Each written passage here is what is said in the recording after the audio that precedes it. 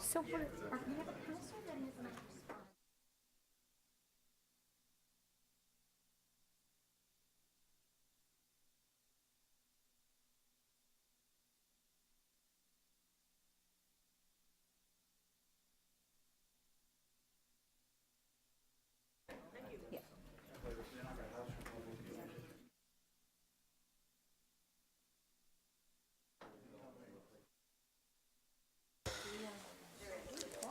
All set?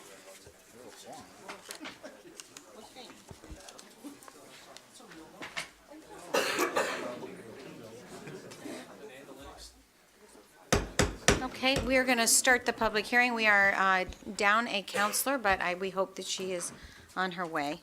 But the applicant said it is okay if we begin the public hearing. So, application SDD number 6R117 on behalf of Seritage SRC Finance LLC, owner and applicant of 1445 New Britain Avenue, Susan A. Hayes, attorney, request to amend Special Development District Number 6, the former Sears building, to accommodate facade and signage layout modifications. Roll call, Ms. LeBreau. Mr. Barnes. Present. Ms. Cantor. Here. Ms. Casperson is absent. Mr. Davidoff. Here. Mr. Dodge is absent. Ms. Hall. Here. Ms. Kerrigan. Mr. Winograd. Mr. Williams. Here. And we have Mr. Stafford sitting in for Mr. Dodge.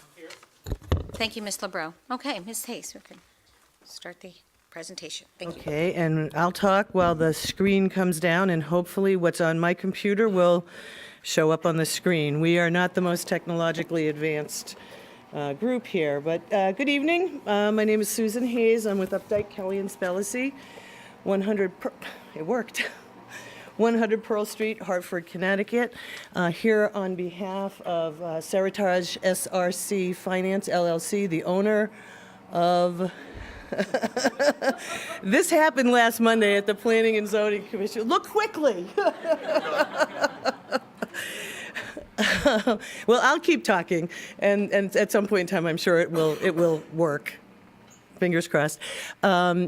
Here, the Seritage is the owner of what is formerly known as the Sears portion of Corbin's Corner. And as you recall, we were here in January and seeking SDD modification approval for a redevelopment of the entire Sears parcel, the Sears building and the auto center. And if you've been out there at all recently, you could see that at least some demolition has commenced, and we got our building permit this morning. So that the reconstruction will hopefully be commencing in the next little bit. The reason that we're here tonight is that we have some modifications to the approved SDD plan, and but it's a good thing, because what that means is that we're signing up tenants for the space that had not been leased at the time of the at the time of the last meeting, and so we're here tonight to present those plans to you. In addition, there are basically four sort of categories of things that are changed. One is the change for the new tenants, and these tenants will be taking the entire lower level of the building. It's going to be Bye Bye Baby and Cost Plus World Market. And we made some changes to the facades and to the signs, basically to provide them with their own identity in the store, and especially because they're at the lower level, we wanted to try to make it seem as though they were actually on the first floor, ground level, as opposed to in the lower level. We also, if you recall, there were a few conditions that were part of the approval, so we've addressed those conditions, so those are shown on the plans. We received OSTA approval, and they asked us to make some modifications to the site plan. And then as we were going through the building permit process and going through the building permit plans, there were some changes that had to be made in order to comply with the building code. So those are the sort of four categories of changes. What we'd like to do is we'll have Chuck Corsi talk briefly about his outreach efforts, because we did that in conjunction with these modifications. We have Josh Swirling from Bowler Engineering, who will just point out to you where the site changes are. And then Dan Sirk from SA Group, who is our architect, who will basically walk you through the changes to the building. And then obviously, at any point in time, if you have any questions, certainly feel free to ask them.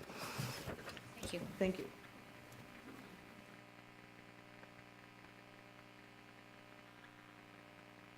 Mr. Corsi? Chuck Corsi, 21 Walbridge Road, West Hartford. Madam Mayor and members of the council, it's nice to be here on this lovely evening. As you know, I was retained by Seritage to do their community outreach for the initial application, and subsequently I was retained for this next stage for the minor modifications. I'd like to begin my presentations by saying what the purpose of outreach is. It's to find out what concerns, questions that residents might have, to do that well in advance of an evening like tonight, so that the applicant can respond to those questions or concerns and make it a better project. The challenge with this particular application, not really a challenge, but there weren't many changes. It still requires outreach based on your ordinance, but I found in doing of the Sears Plaza, and also you have West Farms Mall, you have the owner of Corbin's, the other portion of Corbin's Corner, Channel 30, and Brookdale are the nearest business abutters, and we attempted to contact all of them. I'm sure you're surprised that not everybody was in a rush to want to talk to me, especially after my what I did is I did an initial round of phone calls to everybody I had phone numbers for and contact information, telling them the reason for the call, following up on the application that was approved, and that there were minor facade signage modifications and some internal modifications that were made. Those folks that I talked to, while they were appreciative, they really didn't have any concerns. I don't like to characterize people's position, supportive or not, in these types of reports.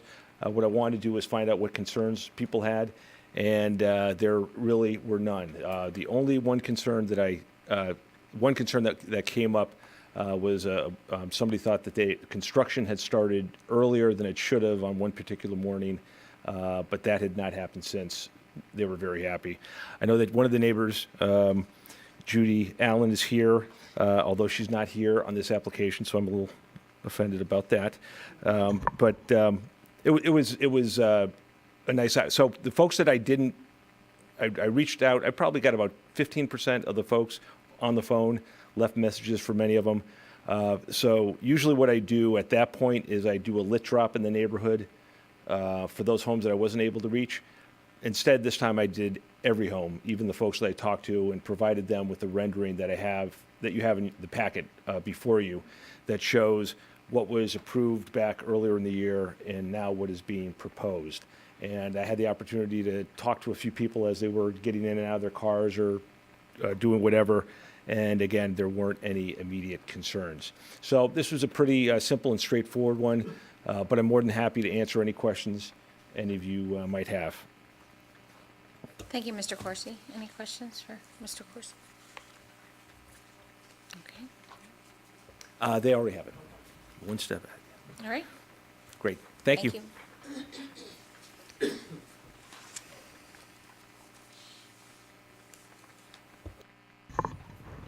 Hi again, Josh Swirling, professional engineer with Bowler Engineering. We prepared the site plans for this project, and as Susie had indicated, the primary nature of the changes are related to either OSTA-driven changes, which are very minor in nature, as well as tenant changes, and then addressing conditions of our original approval from council. So I will point.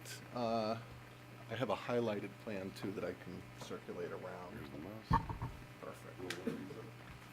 Yeah, if we could just circulate the first one right there that has the green highlighting on it, that would be perfect. You said OSTA? OSTA, O-S-T-A.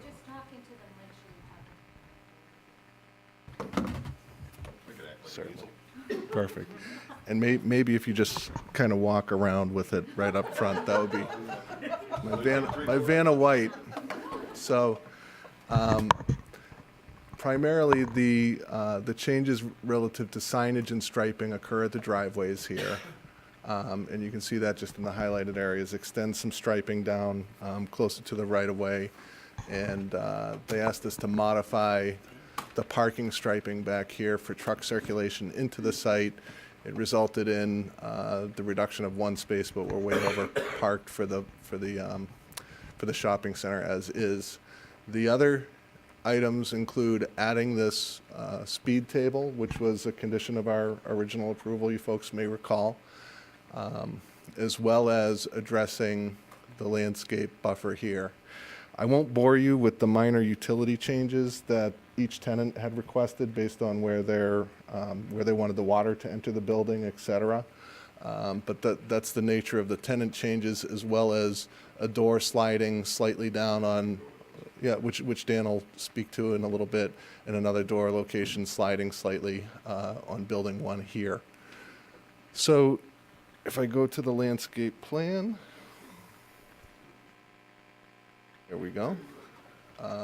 We've had several discussions with town planner relative to the screening that was a condition of the approval along the easterly property line, and this is the result of those conversations. And earlier this month, Todd had indicated that he was comfortable with this being presented to the council as addressing that specific condition.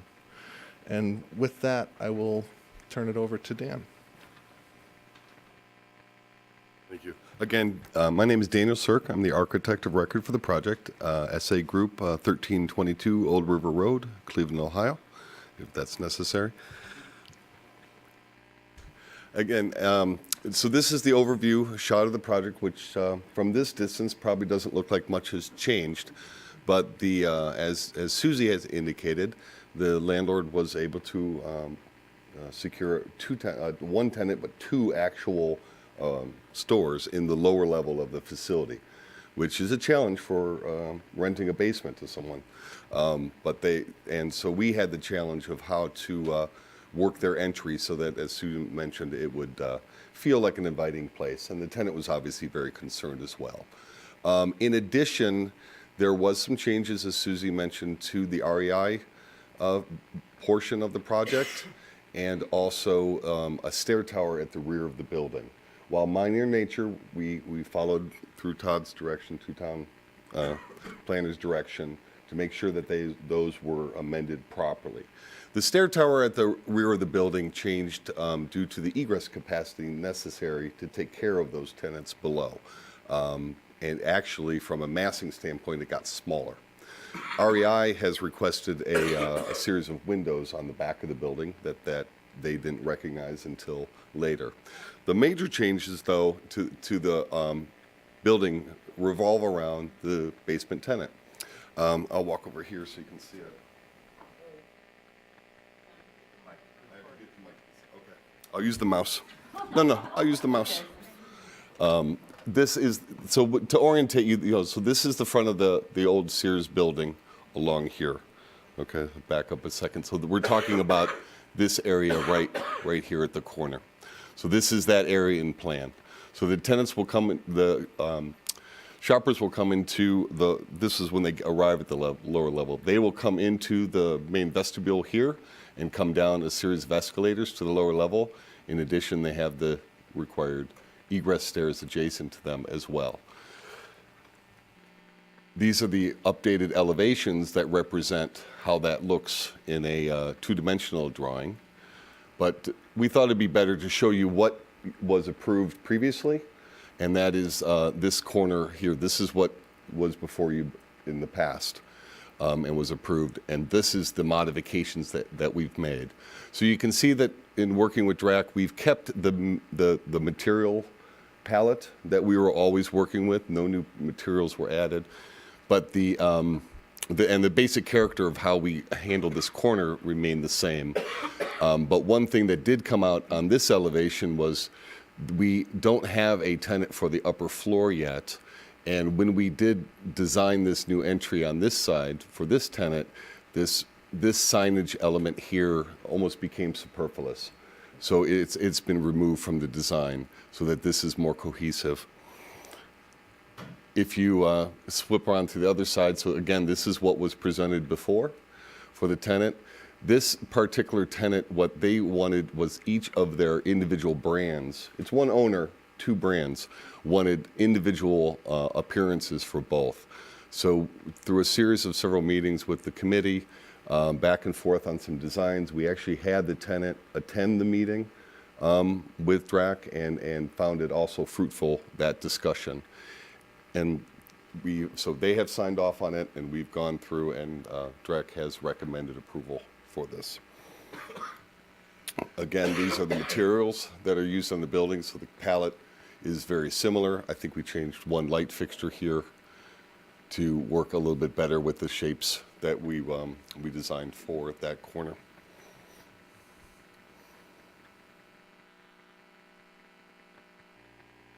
So that concludes the updates that we've done and what's before you tonight.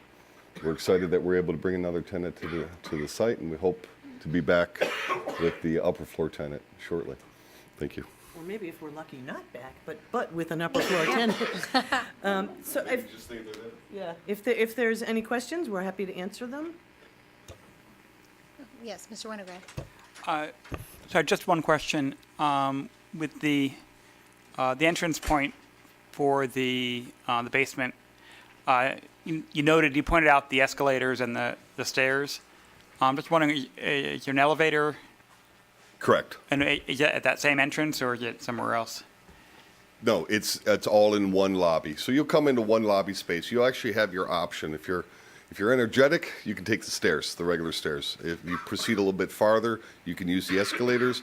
And if you need to use an elevator, we tend to find people not to use the elevators, but we do have two elevators adjacent. We always like to do two in case one is malfunctioning and needs to be serviced. And there's also two escalators as well, which affords that as well. Okay, thank you. Okay? Thank you. I think with strollers and all, it may be more helpful, and obviously handicap Correct. accessibility. Correct. That's a good question. Anything else for the questions for the applicant? Really? Snow removal? No, teasing. All right, I guess that's it. We're going to look and see if there's a sign-up sheet and take public comment if there is. If anybody is here that would like to speak to this application, please, you're welcome to speak for 3 minutes. Okay, nobody is interested. We'll read into the record letter dated June 6, 2017 from TPZ recommending approval. Letter dated June 1st, 2017 from DRAC recommending approval. And if there is nothing further, Ms. Hayes? Nothing other than to say, as usual, thank you for your time, and thank you to the staff, the town planner, town engineer for, all of their continued and ongoing assistance. Thank you. All right, on that, we will close the public hearing.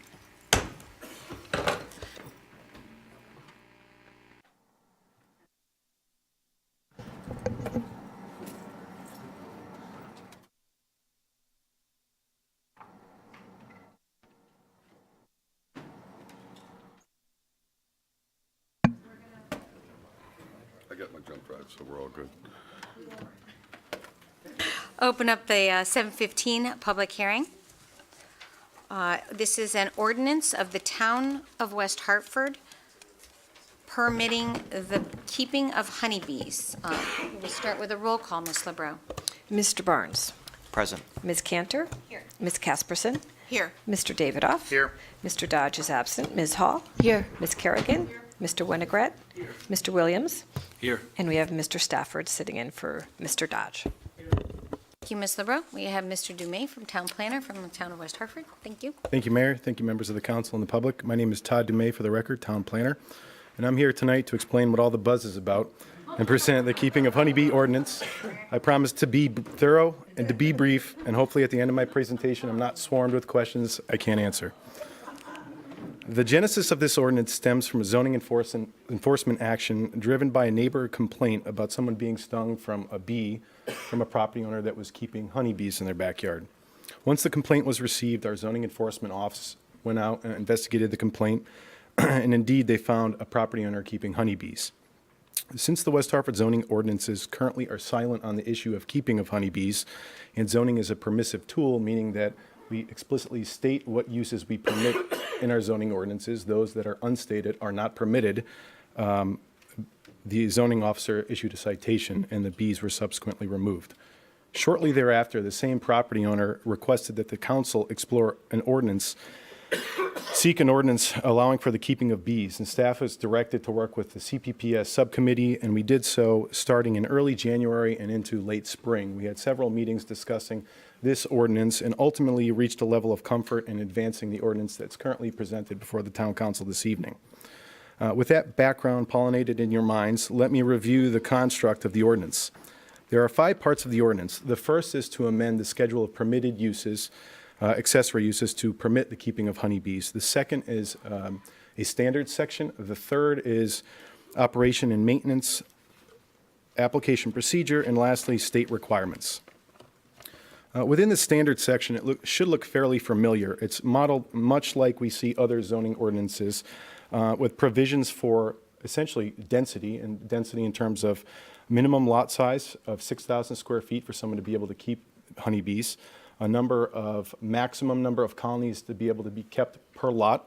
In the proposed ordinance before you, it ranges from 1 hive up to 4, and that's dependent on lot size. The R6 would permit 1, the R80 up to 4. We have setback provisions that all colonies be set back not less than 20 feet from a property line and in a rear yard. We have another restriction on a flyway barrier, which is a physical obstruction of at least 6 feet in height in front of the opening of any hive. And lastly, and perhaps most importantly, to provide a source of fresh water on site. We have a short section on basic operation and maintenance standards, which we enumerate. And then we have an application procedure section, and it's a bit unusual. So the entire ordinance is structured on a zoning permit. And like all zoning permits, an application is required to the zoning office and an application permit fee, which is $135. That's true across the board for anything that requires a standard zoning permit. What's unusual here is it requires my office to provide for notification on a zoning permit level through a certificate of mailing to all direct adjoining property owners, and to provide, for my office to provide an actual copy of the application and its contents to the direct abutting property owners. In addition, it requires the applicant to post a sign that my office would provide, notifying any neighbors or the public that there's an application pending for someone to keep honeybees on that property. We do that currently for a special development district application, ZBA, planning and zoning, but this would provide extra notice for this type of specific permit. And a lot of that was driven out of concerns of potential safety concerns for people who have allergies to bees, and it was a request of the subcommittee that we explore an option like that. I would like to point out, Mr. Allaire noted that on item C6, we're currently suggesting that permits shall be renewed annually. Now, during our last discussion, we had discussed that there would be no additional charge for that, so we might want to consider some additional language that makes it clear that we're not suggesting people have to pay a new fee each time they renew an annual permit. And lastly, we have a section that just restates the current state requirements for licensing of inspection for the keeping of bees. And that's the ordinance. But before I conclude my presentation, I would like to address some of the concerns of Mr. Trefiro. I think I saw him in the audience. Sorry if I mispronounced your name. He came to several of our CPPS committee meetings, and also I know the council received correspondence from Mr. Trefiro, and he had stated some specific concerns with the current form of the ordinance, and those are as follows. He had a concern that allowing 2 hives per 6,000 square feet rather than one, he would like to see 2 hives on a 6,000 square foot lot rather than one. He does not like the signage requirements and the land use permit. He would like that to be deleted. Has concerns about the setback requirements and flyway barriers being too restrictive. Also a concern about the permit fee, doesn't want to see that kept in. And I'd like to address those comments if I could right now. First, we struggled a bit with the hive density limitations, and in the end, we tried to achieve a balancing act.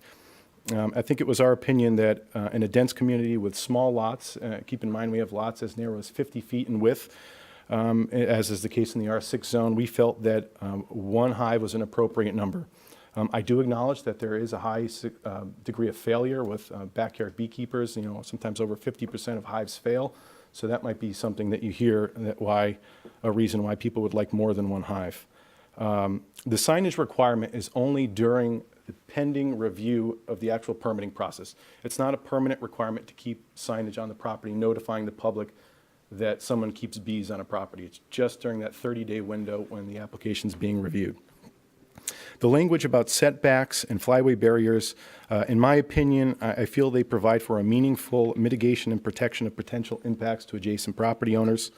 I briefly touched upon the permit fee. It's consistent with all other zoning permits, and it seems appropriate given the amount of review this ordinance is requiring, in addition to the specific notice requirements that would be required to go through. Lastly, I think there was a comment that we may hear that our surrounding towns of similar geographic layout and population density are either completely silent on this issue, or they permit the keeping of bees as of right. Examples that he stated were Rocky Hill, Newington, East Hartford, Bloomfield, Farmington, and Berlin.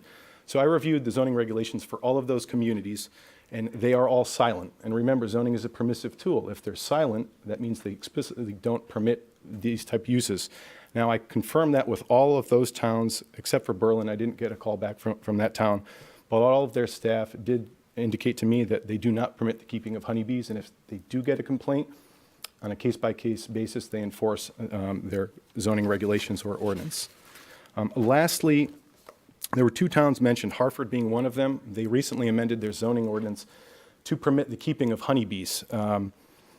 Oddly enough, we modeled much of our ordinance based on the city of Hartford. They did a really well-constructed ordinance, and we modeled much of our ordinance, specifically our approach to regulating colony density, setbacks, and requiring flyway barriers, as did our capital city. Albeit we have different requirements. Hartford has slightly smaller setbacks, and theirs is an as-of-right permitting process. One other community that recently in the state adopted a beekeeping ordinance was the town of Wallingford. Again, they did an as-of-right, so no permit required, but they have more restrictive setbacks than even we're proposing. So I thought that was interesting information, and I'd be happy to answer any questions from the council. Thank you, Mr. Dumais. Can you just explain when you say the permit versus as of right so that we can all understand consistently what Sure. the benefit of that might be for Sure. Wallingford So if you versus- look in our schedule of permitted uses in the back of the zoning, there are different types of uses, and each use has a different type of permitting process. An as-of-right use is indicated typically with an X, meaning you can do it without any specific permitting. Some of the uses are indicated with a P, meaning there's a specific zoning permit or an application for a zoning permit required. Others require a permit be issued from our Planning and Zoning Commission, Town Council, Zoning Board of Appeals. So that's what I'm referring to in our schedule. And the benefit of that is requiring notice for neighbors. Is there any other, in addition to that, and maybe inspections? Is there, what else would be the Sure. benefits And one of the of that? benefits is we basically know what our standards are, what the applicant's proposing, get an opportunity to go out and verify that what was being asked for was in fact, that was constructed or placed. And then it provides us with, the notice to the neighborhood and also the ability to go back. We'll be able to track these more easily through that process. Thank you. Other questions for Mr. Dumais? Okay. All right, we take a peek at the sign-up sheet and see if anybody, thank you.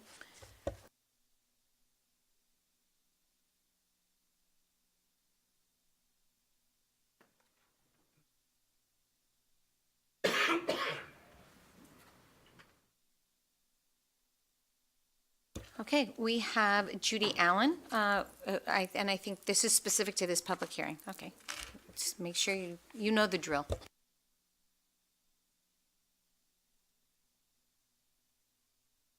Judy Allen, 25 Fowler Drive. I'm here in support of an ordinance for honeybees. I signed up third, so I wouldn't have to be first, but, and I'm sure people saw that wonderful article in The Current, and that says everything I could possibly say about why we need honeybees. And a couple days before that, a smaller article in The Current, our vice president's wife is also keeping honeybees, and an effort to highlight the need for honeybees. Thank you. Thank you, Ms. Allen. The next person that signed up is Mr. Arnold Chase.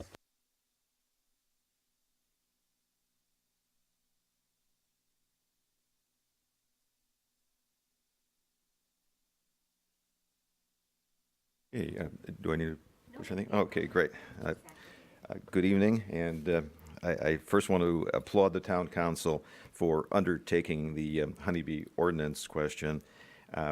The only problem I have with it is, unfortunately, as written, the regulation puts the greatest limitations on the areas that are the most promising to increase the population of the honeybees. And I'm speaking specifically about the R80 zone. R80 is a little bit under 2 acres in size, but with your subdivision regulations, the lot areas are really only 1 acre with an acre set aside for open space. So, you can have a conflict between what's allowed in the R40 zone and the R80 zone. But the properties in the R80 zone, beyond the subdivided properties, can range in size up to 160 acres. And this zone obviously is the most diverse size-wise, yet the regulations don't take that into consideration. Now, Westmore Park has approximately 160 acres, and that's had up to 10 colonies without a problem. And it's immediately adjacent to residential housing all around. Back in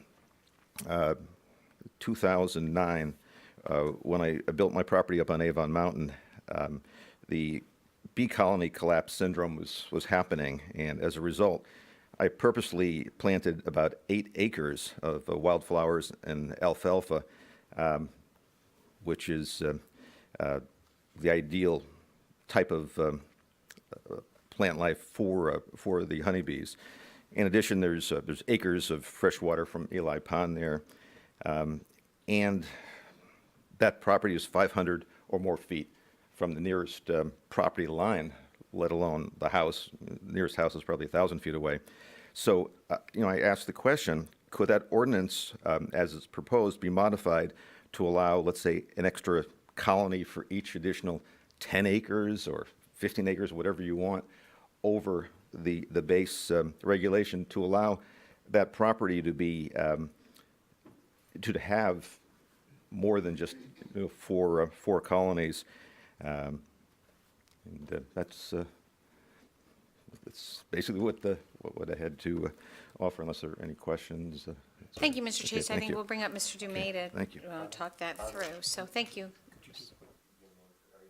Oh, I'm Yes, name and sorry. address, thank you. 3115 Albany Avenue. All set. Okay. Is there anybody else in the audience that would like to speak to this public hearing? Come on up and state your name and address, and you have 3 minutes to speak. Hi, guys. I know Stephen Trefiro, the West Hartford bee guy, 54 Burnham Drive in Elmwood.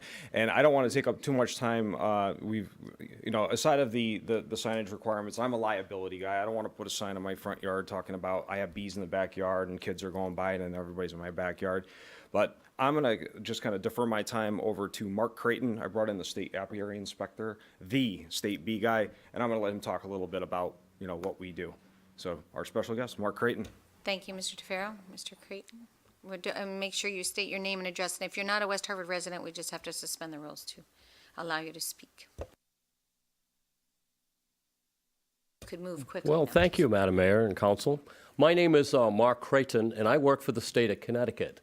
And I am a Connecticut State Apiary Inspector, and I'm employed at the Connecticut Agricultural Experiment Station in New Haven, Okay, Connecticut. we're just going to make a motion to allow Mr. Creighton to speak.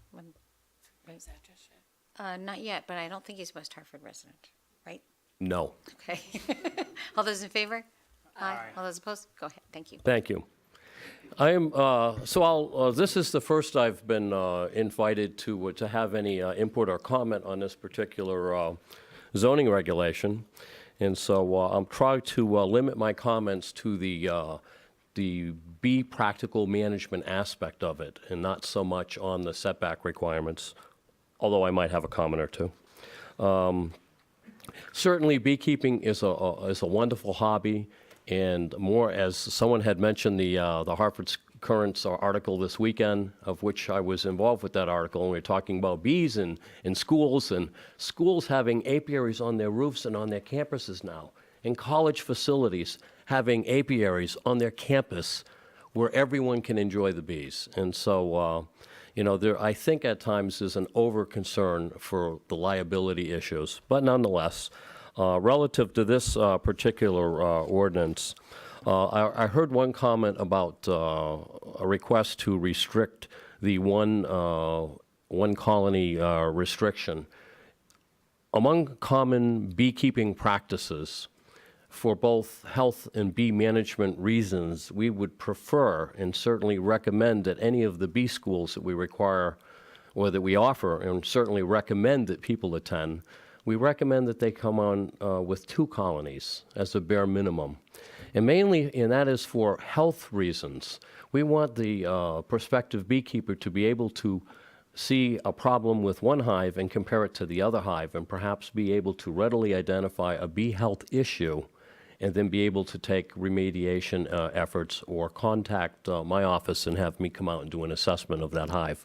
And so that's part of our bee health practices that we would like to preach at the bee schools that we have. The ordinance itself, I would like to see something that talks about bee inspections requirements, perhaps. I am the apiary inspector for the state of Connecticut, and I visit over 1,000 colonies a year providing these inspections. All the issues relative to bees and beekeeping probably boils down to healthy bees. When the bees aren't healthy and the bees are stressed, that's when we have the problems. And so my office receives probably a dozen phone calls a year from municipalities, from zoning officials, asking my assistants to come out and help remediate beekeeping problems. I have not had the opportunity to do that thus far here in West Hartford. But I certainly do that for many municipalities. And over the course of the last 5 years, the main concerns that people have when they contact our office is, 1, I'm allergic to bees. And the second call that we get often is that my bees are dead because someone sprayed pesticides. And we often don't find that to be the cause, and most often it's poor bee health issues that resulted in the demise of those bees through perhaps not the best bee management practices being used. And I often go to municipalities and help mediate those problems between the beekeeper and the municipality. And most of the time, we're able to resolve those with sound beekeeping management practices, which is what I preach. This particular ordinance, unlike the one in Wallingford, which I was actively involved with, certainly allows the state bee inspector to show up at any time to inspect those bees within the confines of your municipality. And certainly that could be a consideration of your particular ordinances. I mean, state law already allows me to do that anyways, but that's certainly something that Wallingford had done. The ordinance doesn't address at all educational components for the beekeeper himself or herself. And I certainly recommend that anybody that is involved with beekeeping, that they should have attended some type of a beekeeping school, which all the beekeeping clubs offer. Each year, we train over 1,000 beekeepers in proper bee management techniques. It's the bee management techniques that are more important, I believe, than setbacks in fresh water and flyways.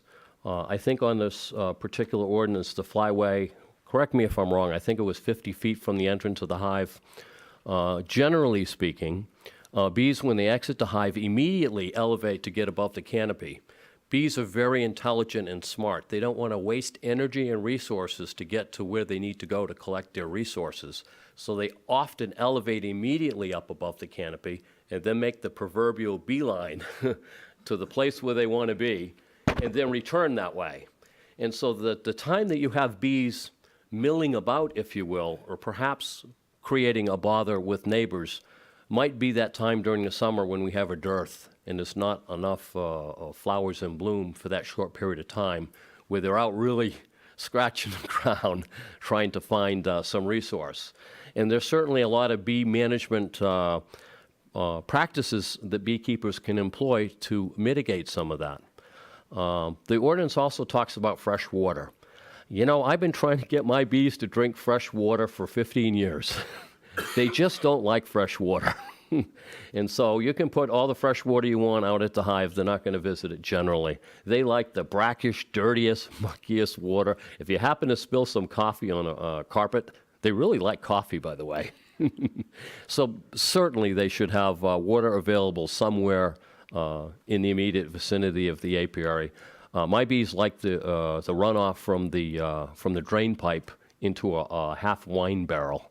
It's something about the wine barrel and the malt and that flavoring that they really prefer. They also like bark piles, wet bark piles also. And so in summary, I think that perhaps some type of education program for the beekeeper might be in order, because most of the complaints that we get are swarming. And there are a lot of things that beekeepers can do to manage swarming so that that doesn't occur. It's not a good thing if you're into honey production, because when a hive swarms, you lose 50% of your honey production. And generally, a swarming event is a very peaceful reproductive effort of that superorganism, that honeybee hive. And usually it's a very tame event, but if you're not familiar with it, if you haven't seen it, it's like, oh my God, Armageddon, killer bees. I saw that movie in the 50s. Here they come.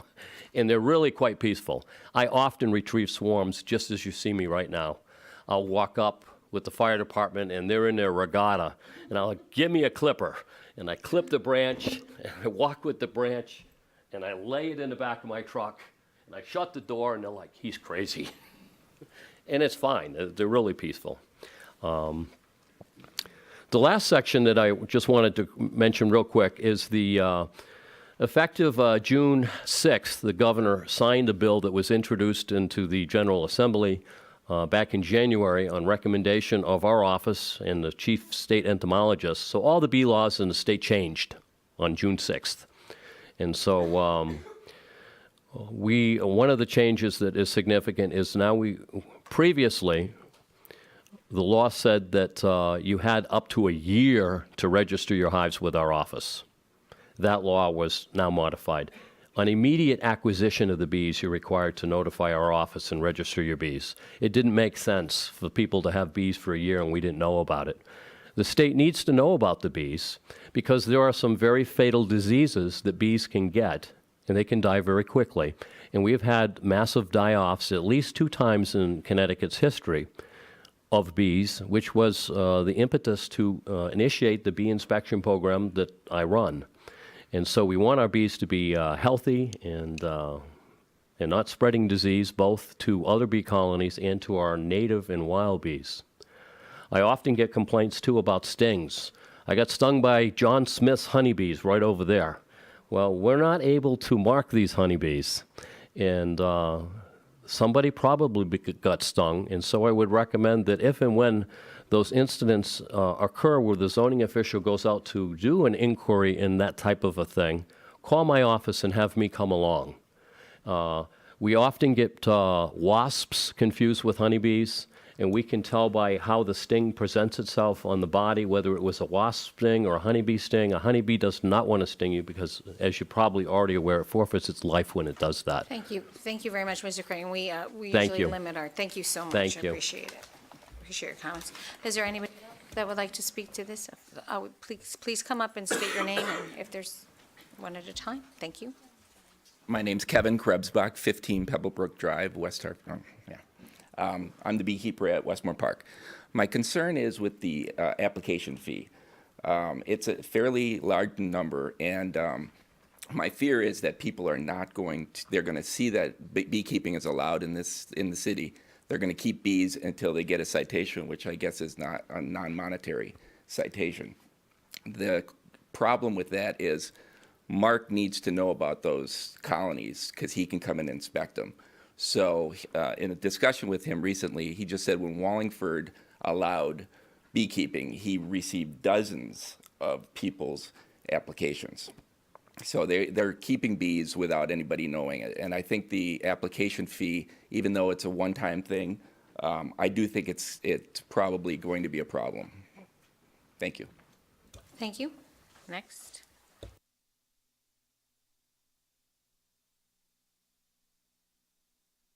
Good afternoon, or good evening, I guess. Tony Felpin, Yale Street, Elmwood section, West Hartford. Council and Madam Mayor, I know you have a big responsibility here to act in the best interest of the community, and I hope that you would go out of your way to become informed before making decisions, and particularly regarding this particular ordinance. As our state beekeeper is stated, honeybees are very reluctant to sting.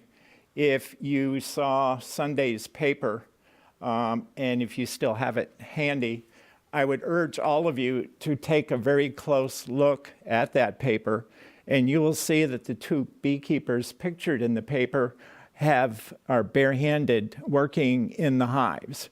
And they're doing that because they are at very, very low risk of getting stung. I've been a master beekeeper for over 7 years. I've recently moved to West Hartford. At one time, I operated 15 hives, and the number of times I've been stung have been very, very rare. And the only reason that we wear a veil is that if we encounter a bee that's having a bad day, if we should get stung in the eye, it could cause permanent injury. I know that you are here to protect the community, but I'm not sure what you're trying to protect them for. You should actually be encouraging the more beekeeping in the community for all the good that it does to the community. I'm surprised members of the Flower Club and Gardening Club and everybody else aren't here in support of more beekeeping.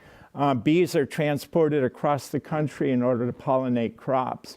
And most of 60% of our food chain depends on bees. And as far as I guess this prompted was because of a neighbor's complaint, I think it probably was coincidence more than anything else. There are 25,000 species of bees. Only 7 species are honeybees. And so if you could identify which of the 25,000 bees may have stung this particular person, I think it's very, very, very unlikely that it was actually a honeybee. And we're all allergic to honeybee stings. That's why we have a skin reaction to it.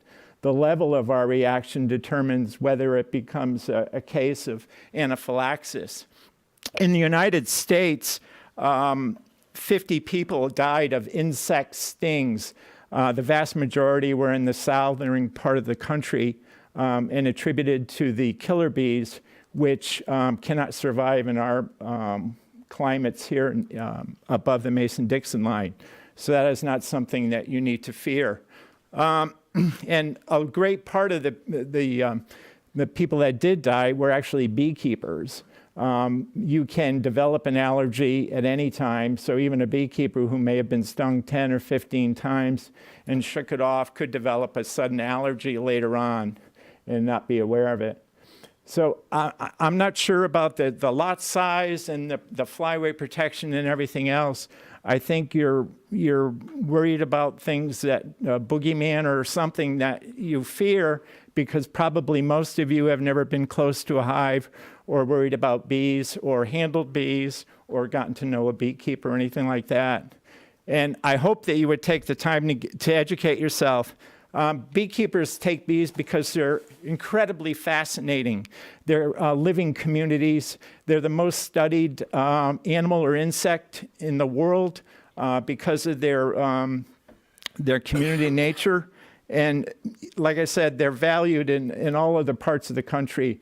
And I think West Hartford, the education level, the concerns for the environment, the quality of living and everything else, I think the community should actually be welcoming beekeepers, both for their educational, their insight, and their motives for keeping bees. Thank you. Thank you very much. Is there anybody else that would like to speak to this public hearing? Okay, actually, Ms. Davidoff, you can give that to Ms. LeBreau. So I will read into the record, and then we'll actually have Mr. Dumais come back up, and we can ask some questions, and maybe you can address some of the. I'm just going to read into the record, letter dated June 6, 2017 from TPZ recommending approval, and letter dated May 19, 2017 from CROG finding no apparent conflict. Okay, questions for Mr. Dumais? Okay, yeah, you can start. Mr. Barnes. Thank you. Following up on some of the comments that we just received from our state beekeeper, Mr. Dumais, there were a couple items that I just wanted to address. One was requiring or the need for inspections. And so the way I read the proposed ordinance here, we have a permitting process, but not a inspection process. And could you just elaborate on? Sure. Our how that thought works? was the state is the inspector, and they do that one time with the initial permit issued by the state entomologist, but we didn't have a additional inspection requirement because we don't have staff trained to go out and inspect. I reviewed Wallingford's ordinance, and what it essentially says is hives will be subject to the inspection at any time of the Office of State Entomologist and/or the Town of Wallingford Zoning Enforcement Officer in accordance with their section. So certainly language like that could be added into this ordinance. I think that. That sounds reasonable. Okay. Okay, Mr. Barnes? So with respect to, you mentioned that the state can inspect. It was alluded that there was the concern, perhaps, that a state inspector couldn't come into a town if it wasn't authorized to. I don't know the answer to that question. I'd have to defer to Mr. Allaire. The state, if it has an inspection power, has a greater inspection power than we do, certainly. We have to cede our authority to the state when the state regulates a field, which is why they have bee inspectors, but we don't. So I'm not sure that you actually gain anything by having an inspection requirement. Our zoning enforcement staff go out and inspect zoning violations of any type throughout the town. If it's an inspection of a hive for the health of the hive, we don't have staff that are available to do that or able to do that. But the state does, and I think we would probably be better simply administratively referring those to the state to say, you may want to send somebody out to inspect the hive. Okay. So your understanding is there isn't anything that prohibits the state from coming into the town to perform its inspection responsibilities? Sorry. That is correct. There's nothing that prohibits them from coming in. So it doesn't make sense then, or not necessary to add it to our ordinance because they already have the right? I don't think it's necessary. I understand that Wallingford may have done it, and it certainly It may not, it doesn't hurt anything, but it doesn't add anything either. Okay. One of the comments, additional comments, was that perhaps there should be a requirement requiring beekeeping school that, provides an overview of management techniques. Was that considered as part of this ordinance? We didn't consider it as part of our ordinance, no, and I haven't seen it in any of the locally adopted ordinances in the state, including Wallingford's. If I could follow up on that, I think the thing that, and I heard it running through a number of the comments, I think what you have to remember is this is a zoning ordinance. This is a land use ordinance. It's not a licensing ordinance or an inspection ordinance or a beekeeping ordinance.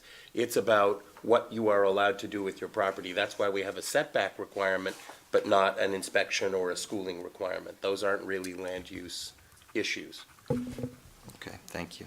And finally, it was mentioned that on June 6th, the state beekeeping laws were modified or materially changed. I was just wondering if, one, you were aware of that, and two, does that change our ordinance in any way, if you know? Based on what I've heard the state entomologist say, it doesn't change our ordinance. We might want to just put some clarifying language in the state requirements, just referring to Connecticut General Statutes 2289 as may be amended. That way we don't fall into any trap anytime the state changes that. I believe that's probably where it falls under, that section, the new law. Okay. And and my last question, with respect to the having the permitting requirement, it was mentioned that under prior state law, they had a year to register their bees, but now it's an immediate requirement. My reading of our proposed ordinance here is that the permit is actually required to be obtained in advance of having the bees, so we're protected on that Correct. front. Is that correct? Correct. Okay, thank you. Thank you, Mr. Barnes. Ms. Kerrigan? Thank you, Madam Mayor. Thank you for bringing this forward, Steve. I think this is fabulous to have this discussion because bees are important to all of us. A couple questions. What is the purpose of the sign? So the purpose of the sign, as we envision it, was only during the application period. It's the same purpose that we post a sign for any land use application, so that way members of the public are aware that a property owner is asking for a specific type of permit or approval. So it gives, property owners who might not be adjacent property owners that would not otherwise receive that direct butters notice the opportunity to get more information about what's being sought. Does that then give them the opportunity to say, we don't like that, we don't want that to happen, and get together and prevent them from actually having the opportunity to have bees? No, but it gives them the opportunity to say that and inform my office, which could then inform the applicant that there is a concern in the neighborhood. Here's the person, and that's kind of the trouble with the zoning permit. There is no mechanism to do that, to really respond to a neighbor's concern based on an allergy. It's not a tool that zoning is well crafted to address. So then what is the purpose of the sign? I guess I'm confused. So, I don't want to have beehives in my next door neighbor's backyard for whatever reason. Now I know that's happening. Now I come and complain, but there's nothing I can do about it. It's to provide the public notice that at least there's an application going on, it's pending. You can talk to your neighbor, ask them what they're doing. Maybe they might change where they're locating them or reconsider if you have a serious, allergy or other concern. But that was the best mechanism under a zoning permit whereby we could come up with a notice provision or procedure that doesn't currently exist in our zoning ordinance. Okay. Were you going to say something? Ordinarily, there are three general classes of permits. A zoning permit, which is administratively approved by the town planner. Special use permit, which goes to a public hearing in front of the TP&Z, and a special development district, which the town council does.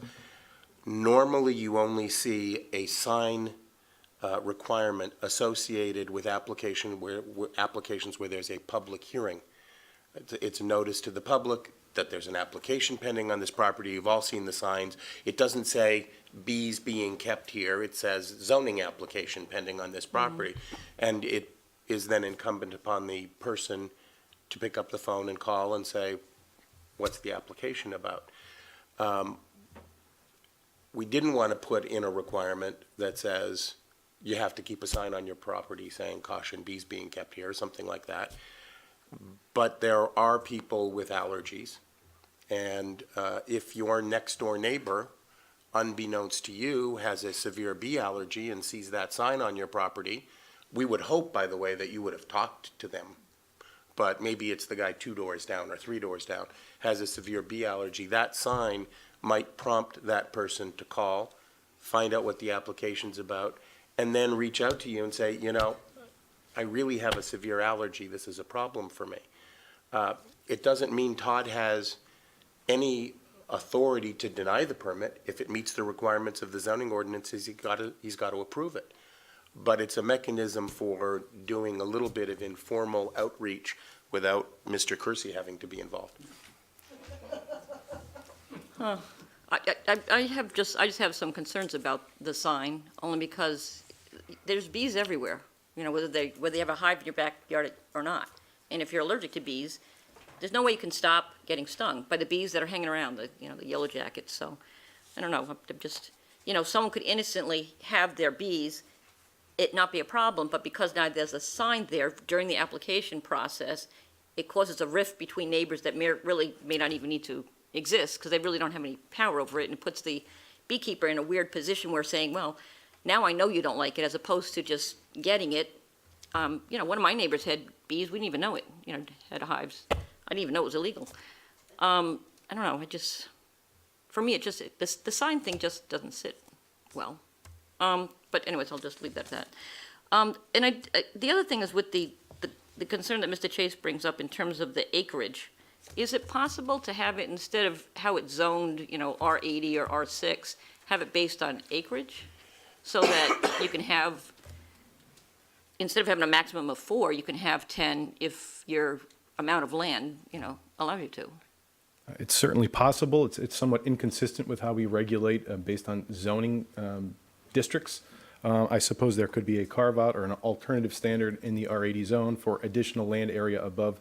I don't know what the language would look like, but there could be that capability or ability, but it would have to be recrafted to identify, land over the minimum lot size is permitted X number of additional hives per every X thousand square feet. But we could do that to accommodate an individual that has a lot of land, so they could have. Pat? You can't do it tonight. The ordinance in front of you tonight has been noticed to the public in this format, and doing more than that would not be consistent with what had been noticed to the public. When we do zoning, any kind of zoning, we always try to do it incrementally. We have a limit of 1 hive in the R6 zone. A year from now, we could be back asking you to amend it to say, it's not a problem, we can do 2. We could bump these numbers up, and particularly if there's a need for it. The flip side is we can't go down in number after the hives are there. Okay. They're all grandfathered. They're all permitted to stay. So if we see that there's a problem with too many hives, we can't go the other way. So we'd rather have an ordinance that starts small and then we amend it when we see there's not a problem to go up. That makes sense. Okay, because I do have concerns with the one, just because of the whole, we want healthy, happy bees, otherwise they're going to take it out on us, and having 1 hive probably doesn't allow them to have an opportunity to have healthy, happy bees. So probably a minimum of 2 might be better, sir, but thanks for explaining that. Appreciate it. Thanks. Thank you, Mrs. Karen. Ms. Hall? Thank you. I just had a question, and it might be for our state expert. You mentioned the schooling. That would be a good idea. I was wondering, does the state require it in order to have the application? And would it then be redundant to? The state Well, you have to come up here for the record. Mark Creighton, the State Bee Inspector. Hello. No, the 2 points. One is that all honeybee hives registered within the state of Connecticut are maintained on a database at our website. It's available to all municipalities and the public at large. So you can see anybody who's registered the bees through our website at any time. But you don't, the state doesn't require. The state does not that they require take- formal education, absolutely not. However, it is recommended in all the best bee management practices guides, whether it's State of Massachusetts, Connecticut Beekeepers Association, or other clubs, we certainly recommend it, and I would certainly recommend it. Thank you. Thank you. Thank you. Anything further, Mrs. Hall? No, I was just going to say that I do think Mr. Chase's comments made sense and would be a good thing to take into consideration in the future. Thank you. Mr. Williams? Thank you, Madam Mayor. Mr. Dumais, I think you did a great job tonight, very thorough. Just one question I have in terms of, I guess, compliance with good beekeeping practices. Hypothetically, if you have a situation where you have a neighbor and whether or not their poor beekeeping is a danger to you, it could become a nuisance, hiving or what have you, and a neighbor calls your office and says, look, I have a neighbor, it seems he's ill-equipped over and over again to maintain his bees in a manageable fashion. What, if anything, can the town do? Is that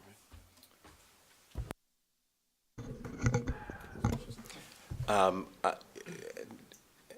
This may sound facetious, and I don't mean it to, but our remedies are the same as we would have if your neighbor had a vicious dog. In fact, we may have even fewer remedies than, because there are certain statutes that deal with vicious dogs. It's not a zoning issue. It's an animal control issue. It's a nuisance issue, as you have accurately described it, which is a civil matter between property owners. We might end up going out and inspecting and saying the ordinance, or the hive meets all the requirements of our ordinance, we're done here. We have problems like this throughout the town with everything from sculptures in people's yards, wind chimes that make noise. Well, they meet the requirements of our noise ordinance and they're permitted, but they're all really terribly annoying. And we're done. We can't do anything with that. And it would be the same here. Thank you. Thank you, Mr. Williams. Ms. Casperson, did you have, no? Okay. No?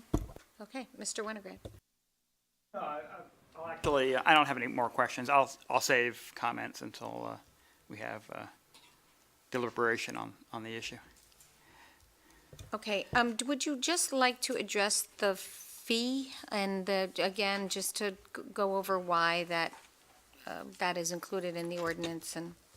Sure. The fee was included in the ordinance because the vehicle in which we thought about permitting keeping of honeybees was a zoning permit.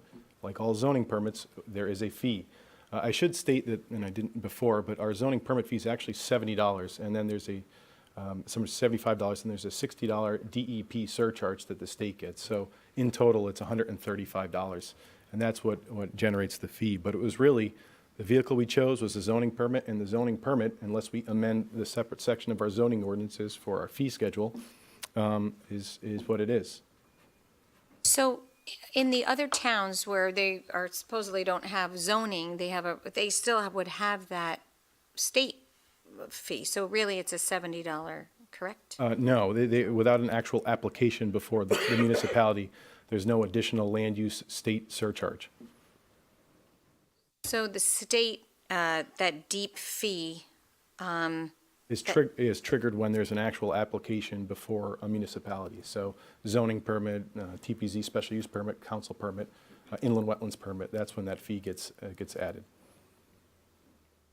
okay. It's a one-time fee, and then it's it.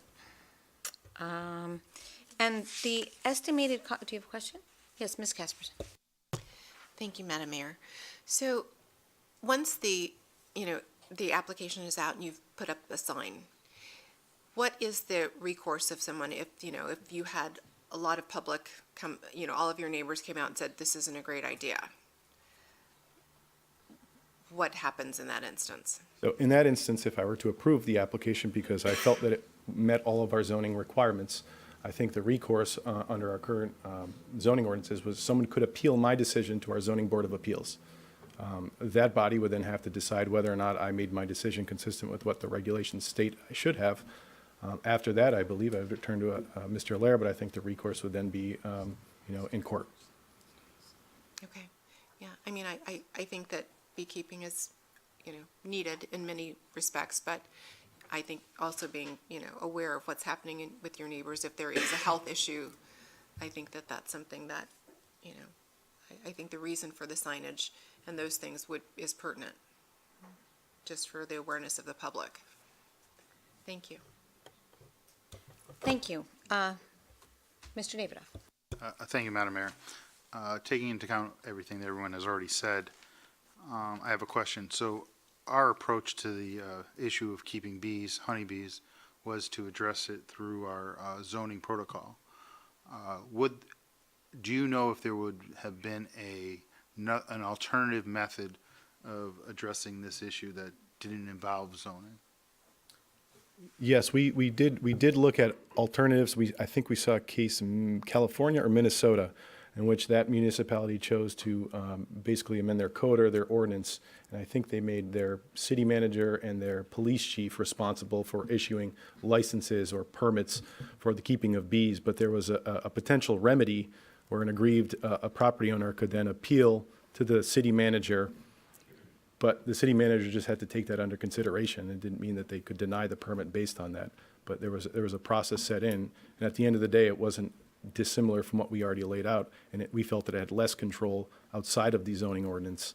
I doubt our police department would like to be tasked with that responsibility. So just for the record, so in Connecticut, the norm is to address the issue through zoning law. Yeah, so for some of the few communities that expressly permit keeping of backyard honeybees, there's very few of them currently. There are some, West Hartford, we permit the keeping of honeybees on any property if you're a farm. If your primary use is a farm, you're permitted to have farm uses. Farm uses are defined in Connecticut state statutes, including the keeping of bees. So theoretically, if we had a fully functional and operational farm, you could keep honeybees without any current permission other than the fact that you're a farm. And that's how many of the smaller communities throughout the state kind of address that. They're kind of right to farm communities. As such, they have that ability to keep livestock, and bees are considered a form of livestock under state statute. And just to extend that, whatever we do, we have to address the zoning side. Because in order to have a hive off of a farm, we have to permit it as a permitted accessory use. We have to deal with that anyway. The question then is whether you go beyond that and adopt a separate licensing requirement for the keeping of bees. And I'm not sure Garmin Newsom did the work on this ordinance, but without double checking, generally when the state regulates a field, like the state requires registration of bees, we can't regulate more intensively than they do. It's preempted. So I'm not sure we could even do that in this case. It would certainly be a question. Thank you, Mr. Dumais and Mr. Aller. Okay. I thank you. If there's nothing further, Mr. Barnes. Thank you. I just want to revisit Ms. Kerrigan's comment about or concern about the sign. I have a recollection, this ordinance in some form or fashion has been before us on at least one other occasion, I believe. And my recollection is we had a conversation, and I think it was Mr. Dodge that raised the issue about putting people on notice. And so to the extent that the sign requirement's in here, I think it was as a result of that kind. Am I remembering that correctly? Right. So, right. So, if, do you want me to respond, or do you? Sure. Okay. I think it would be helpful for that history. I appreciate that. So, I think the original concern had been raised about having annual notice to neighbors. That there was a concern raised that every year we should let people know, so that if people moved into the neighborhood, that sort of, eventually we decided over the top notice requirement. And part of the problem with that would be your office, if you recall, putting out mailers to the butters every year, which would have led to an additional cost. If you're going to have a requirement of that, we'd have to charge, I think it was $35 or something annually from the permit owner, from the homeowner, would have to pay every year so that you could put out a notice. And we decided that was overly burdensome and really didn't want to put that continuing cost on it. And then, came back with the idea of a one-shot deal. Again, just to raise those, to address those concerns people might have, whether, accepted it or, whether people agree that that's a real concern or not. But the idea was at least to give people some notice that it's happening, give a chance to comment, give a chance for the allergic child, his parents to at least talk, have that conversation. So I do agree. I think that came out as I wouldn't say compromise, but through the process that it got sort of willowed down to that point. And the sign was the last remaining part of that notice that was going to be, that we approved. Right, so that was the kind of the balancing of the concerns that we reached, and I don't recall whether it was actually in a meeting or whether it was in committee, but that was, I guess, the reason for it, that we wanted to have at least some notice, but not, make it so burdensome that, or costly, that it didn't make sense. So, yeah. Thank you, Mr. May, for that answer. I appreciate it. Thank you, Mr. Barton. Thank you, Mr. Winograd. I also Thank think you. it was a little news too, that every beekeeper is registered on the state website. So if you have a child or whatever and you are alert, you can look online and find out. So I think anything more than the 30-day notice for zoning, and it really is because it's a zoning application, that, right? So, right. Okay. All right. On that, we will close the public hearing.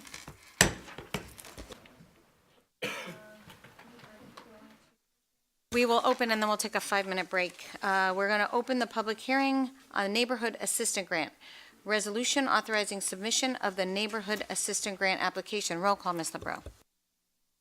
Mr. Barnes. Present. Ms. Cantor. Here. Ms. Casperson. Present. Mr. Davidoff. Here. Mr. Dodge is absent. Ms. Hall. Here. Ms. Kerrigan. Mr. Winograd. And Mr. Williams. Here. Thank you. Mr. Van Winkle. Yes, we do this every year. The state offers tax credits to individuals, companies that make donations to specific charities. In order for that charity to become eligible for that state credit, they will need to have that charity approved by the town council. And so every year, we bring you a list, they're before you, of those charities that have done the work to provide beyond the list of charities that would receive that benefit. So this is required by state law for you to approve, and that's why it's here tonight. Thank you, Mr. Van Winkle. Any questions or comments? No? Okay. I don't think we have, is there a sign-up sheet? Anybody that would like to speak to this? Probably not. Blank? Is there anybody that would like to speak to this public hearing? No. Okay, on that, we will close the public hearing, and we will take a 5-minute break and start the council meeting. Okay.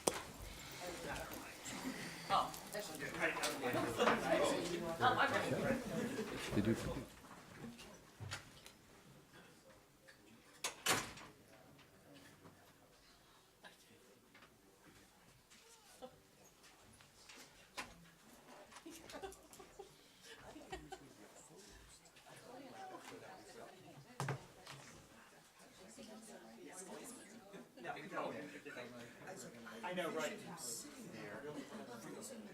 I think no, I don't think it was in here. We never got it here. I just dodged though. Yeah, you know what? I think it came up here. Maybe when I first got it. I thought it did.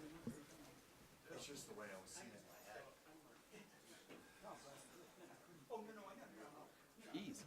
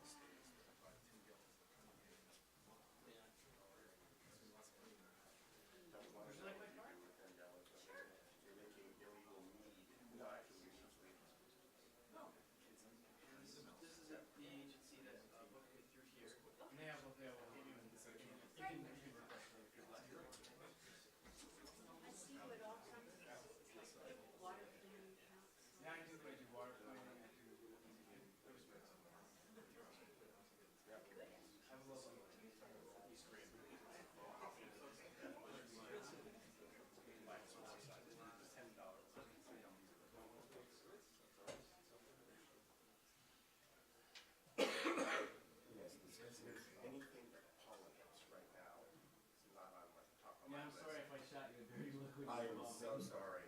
Yeah. You must be suffering. You know, the funny thing is, I said to Ron, I've been coughing like this for 2 months. I don't even notice I'm doing it anymore. And then I get into a room like this, and I suddenly go, I'm coughing even more than I realized. But my informal testing establishes that Corona works better than all. Gotta get some of those.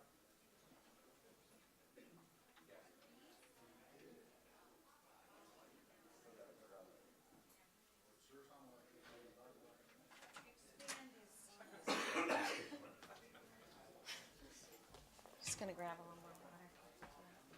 Is it Denise? Yes. Just tell you something, we've been looking at this ordinance and it's, so, we're doing an ordinance that is gonna be some, some ordinance. I'm more. I'm like, it was the.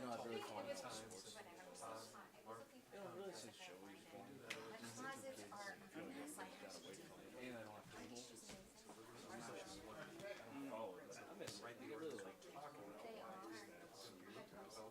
Good equalizer.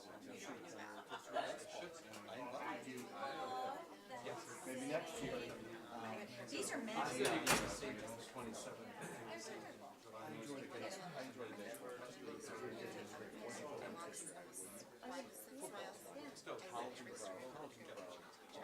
How could you even walk back? Like, I would have been like, it's amazing. And the prices were pretty good. They weren't great, but they weren't bad, I completely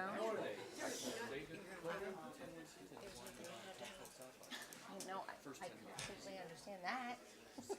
I was looking for a wedding dress, but I bought one in Dublin that was, got this adorable store post. See, I saw a cuter store in Dublin, but I wanted some. I bought this there. It was so cute. Post. See, I think that's the store I like better in Dublin. Yeah. I was gonna go back to It is a Dublin. UK store. They're Around in that London time. and Yeah. Scotland. Oh, thank you for that. Anyway, all right.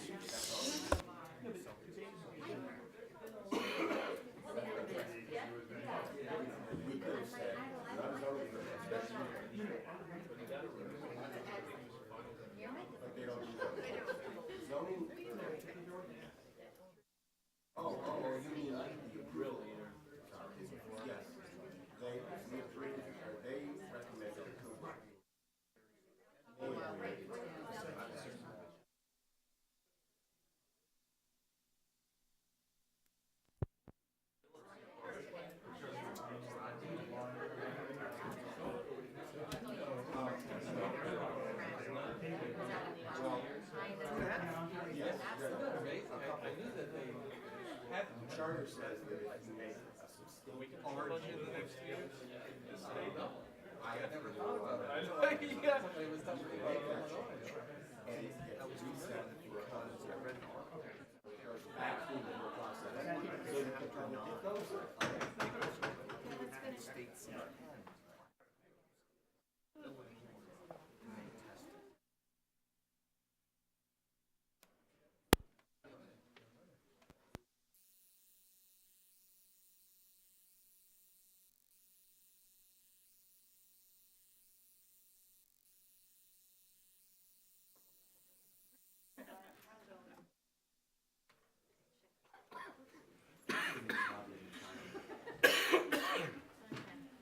right.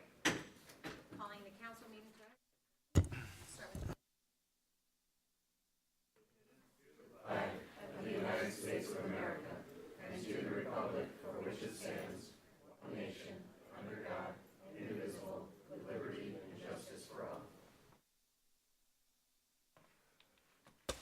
Roll call, Ms. LeBrun? Mr. Barnes. Present. Ms. Cantor. Here. Ms. Casperson. Here. Mr. Davidoff. Here. Mr. Dodge is absent. Ms. Hall. Here. Ms. Kerrigan. Mr. Winograd. Here. Mr. Williams. Here. Thank you, Ms. LeBrun. Number 4, Mr. Davidoff. Thank you, Madam Mayor. I move the approval of the minutes of the Town Council meeting of 5/9/2017. Motion's made and seconded. All those in favor? Aye. Aye. All those opposed? Motion carries. Public forum, this is the section in which if you would like to speak to something that there was not a public hearing on, and you are able to come and speak. I have up to 3 minutes, but I don't think there's anybody signed up and nobody in the audience that wants to speak, so we will go to number 6, Mr. Davidoff. I move that items 19 through 26 be placed on the consent calendar. Motion's been made and seconded. All those in favor? Aye. All those opposed? Motion carries. Number 7, Mr. Davidoff. Thank you, Madam Mayor.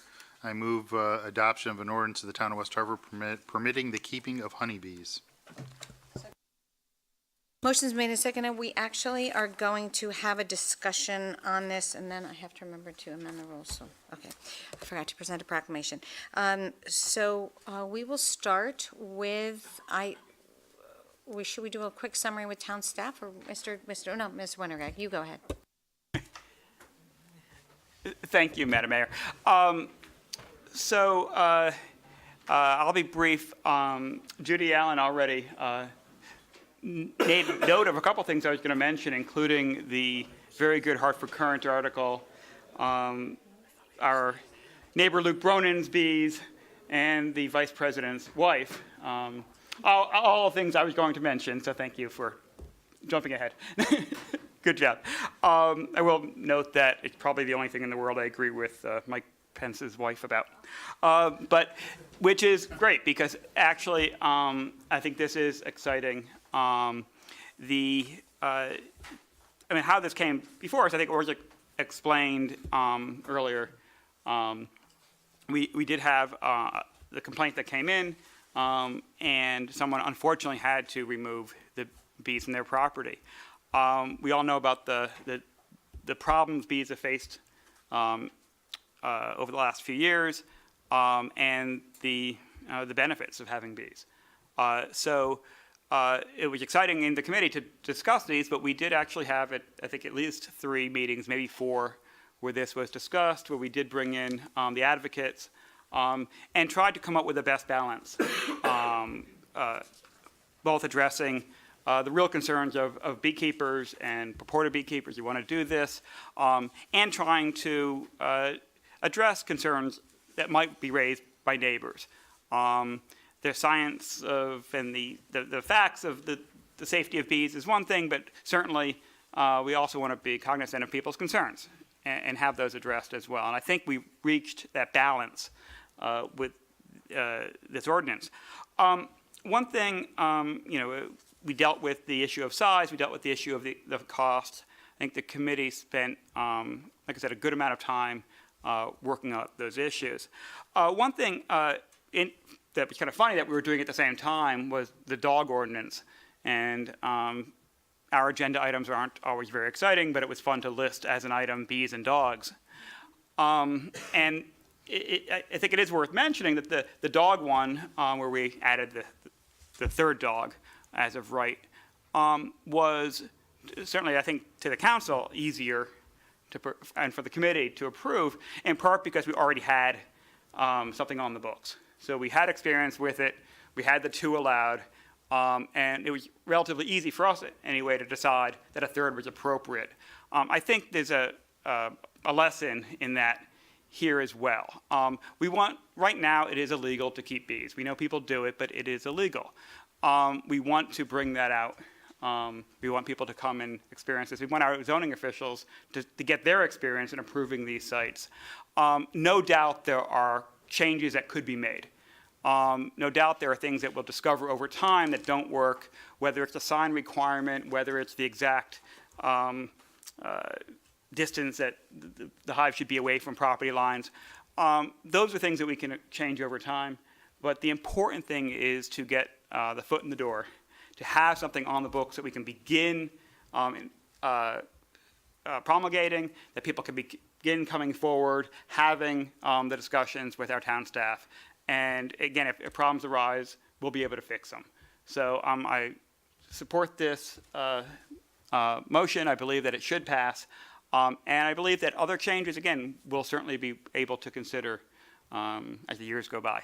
And I do hope that the sort of the news of this is that we are open and friendly to bees, and that lots of the bees will thrive in West Hartford.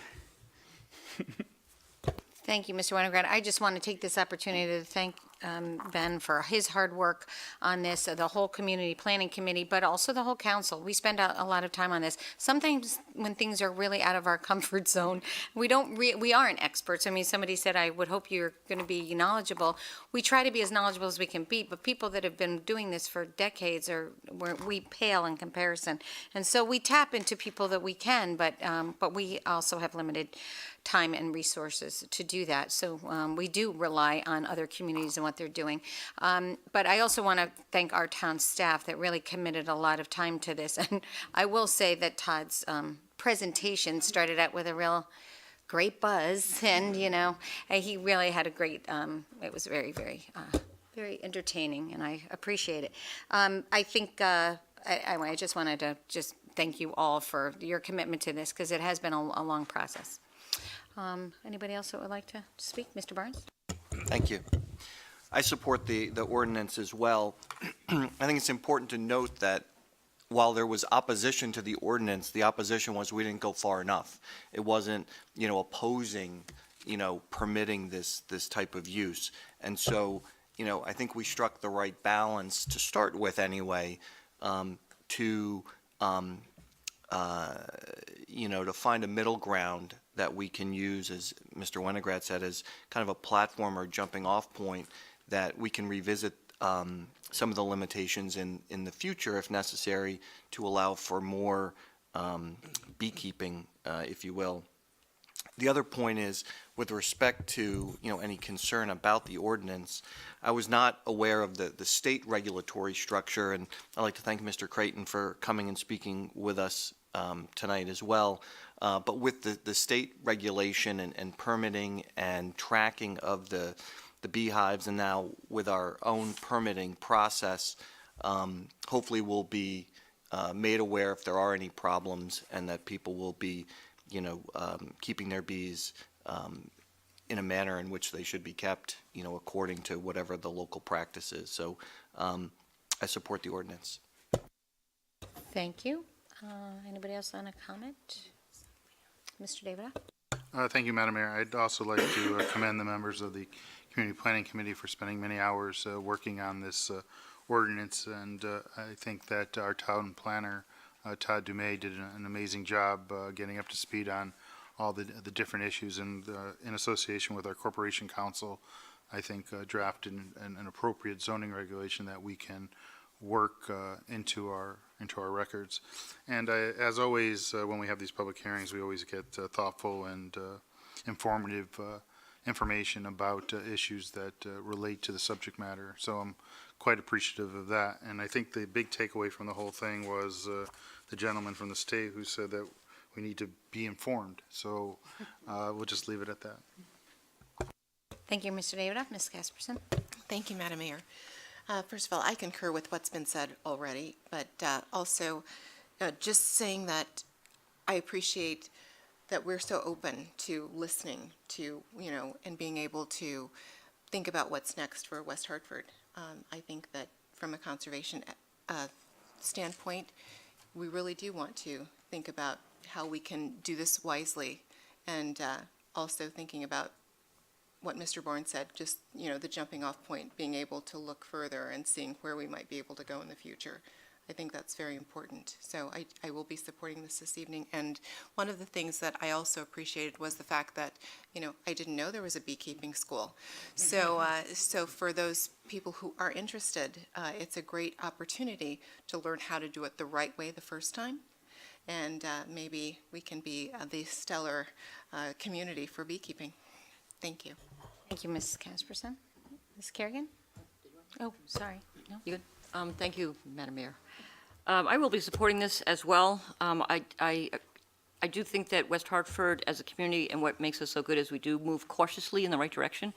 And to Pat's point, if you give something, you can't take it back, but we can give out more as we go along. So I think this is a great place to start. We all learned a lot about bees and why we need them. Not too long ago, I called Steve because one of my neighbors a couple streets over was looking for someone to remove some bees, and I learned about the underground bee market. So, it's out there, whether we have it or not, but it's big, so I'll be supporting it. And thank you, to Todd, who tries to please everybody. It's a very hard place to be, and you did a great job, so thank you for your hard work.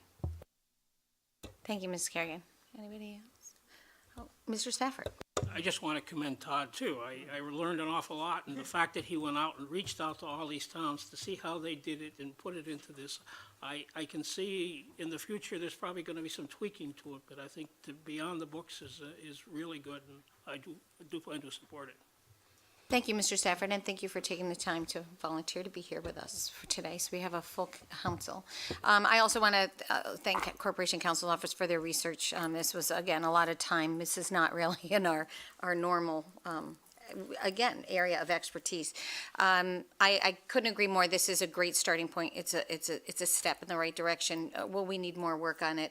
Probably, whatever. I tried to, whatever. Anyway, so I will be supporting it, and I think we can go to a roll call. Mr. Barnes? Yes. Ms. Cantor? Yes. Ms. Casperson? Yes. Mr. Davidoff? Yes. Mr. Stafford? Yes. Ms. Hall? Yes. And Mr. Davidoff? Did I call you? Okay. Yes. I'm out of sync here. Ms. Kerrigan? Mr. Winograd? Yes. And Mr. Williams? Yes. It's unanimous. Terrific. Thank you. Again, thank you for staff for all your support. Number 8, Mr. Davidoff. Thank you, Madam Mayor. I move we approve an application SDD number 6-R1-17 on behalf of Seritage SRC Finance LLC, owner and applicant of 1445 New Britain Avenue, Susan A. Hayes, attorney, request to amend Special Development District Number 6, the former Sears building, to accommodate facade and signage layout modifications. Motion's been made and seconded. This was subject to a public hearing a little while ago, and it is a project that we already approved. The Sears project, which is now Seritage Realtors, and this was 2 tenants in the basement that were requiring some modifications. Mr. Van Winkle, do you want to step in? Or, no, I'm going, okay. And some requirements changes as well. There was also neighborhood outreach that was really non-controversial in any way. And it looks like a really positive addition. And it's very exciting that you have the really not the prime space that's really that's leased out with 2 wonderful tenants that are not here and can serve a wonderful, I think, be a draw for the region. So I am excited to support this project. Anybody else want to speak? Mr. Davidoff. Thank you, Madam Mayor. As a retailer, I understand the times that we're in and the difficult times that retailers have in today's marketplace. And I can appreciate the applicant's ability to attract one tenant with two different brands in a space that's below ground. So that really speaks volume. It speaks volume to the quality of the project that you have. It speaks volume to our community that people who want to do business want to do it here in West Hartford. And it speaks volume to your team in terms of the professional nature of your team, that you're able to express what your desire for your project is, and others are seeing that this is a quality project and they want to be part of it. So all three of those things, when you add it up, will lead to success. And I think the thing that we hear in the community the most often is, so now that they've got the construction underway and they got the building permit issued today, people are very excited as to when it will open. And I think that's what people measure things by, seeing that it will go smoothly. And I wished you well when we approved your plans earlier in the year, and I wish you continued success in your leasing efforts going forward to fill up the rest of the space, because there's nothing better than to finish a project and have it fully leased out, so that when the first customers come, they see a full, vibrant center on your parcel. So I wish you good luck in your endeavors going forward. Thank you, Mr. Davidoff. Okay, well, again, thank you so much. Good luck with the rest of your leasing, and we're really excited to see the project come to fruition. And congratulations on your permit. Roll call, Ms. LeBron. Mr. Barnes? Yes. Ms. Cantor? Yes. Ms. Casperson? Yes. Mr. Davidoff? Yes. Mr. Stafford? Ms. Hall? Yes. Ms. Kerrigan? Mr. Winograd? Mr. Winograd? Yes. And Mr. Williams? Yes. It's unanimous. Okay, I think you're all. Did Mr. Stafford? Mr. Stafford was, you were ready. And you are all set, right? Nope. I think, oh, you have one more. I'm sorry, Madam Mayor, Ms. I apologize. Ole. I'm a little slow tonight. There were two minor amendments to the B ordinance which needed to be moved as amendments. I know Mr. Dumais mentioned them in his presentation. One was simply correcting some punctuation, but the other was that there would be no fee for the renewals. And that one, I'm afraid I have to ask you to reconsider and vote on, just so that it's clear. So if you could move to reconsider item 7, and then move to amend the ordinance to include those two changes. I move to reconsider item 7, ordinance.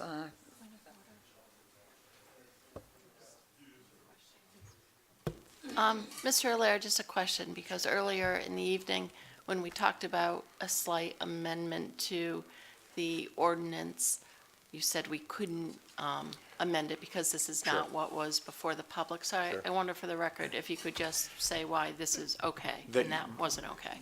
There are substantive amendments and non-substantive amendments, and under the charter, I get to make that judgment call. On a whim, as I choose, I guess. No, that's not at all the case.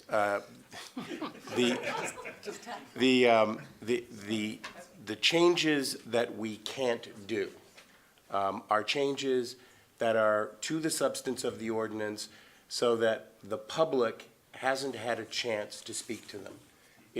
And sometimes they can be more expansive or more restrictive, depending on the nature. But there's something that, gee, if you had said, and using Mr. Chase's proposal as an example, that there would be an increase in the R80 zone for additional hives per acre, something like that. Somebody from the R80 zone might come out and say, I oppose that, but it's not in here, so they weren't on notice, so they didn't have the opportunity to come out. That's the kind of substantive change where you would, at a bare minimum under our charter, have to not take action tonight, republish it, and rehear it. So what we're talking about here are two changes, one of which is that our ordinance numbering system is 177-1, and in a few places it's listed as 177.1, so we're changing points with dashes, not substantive at all.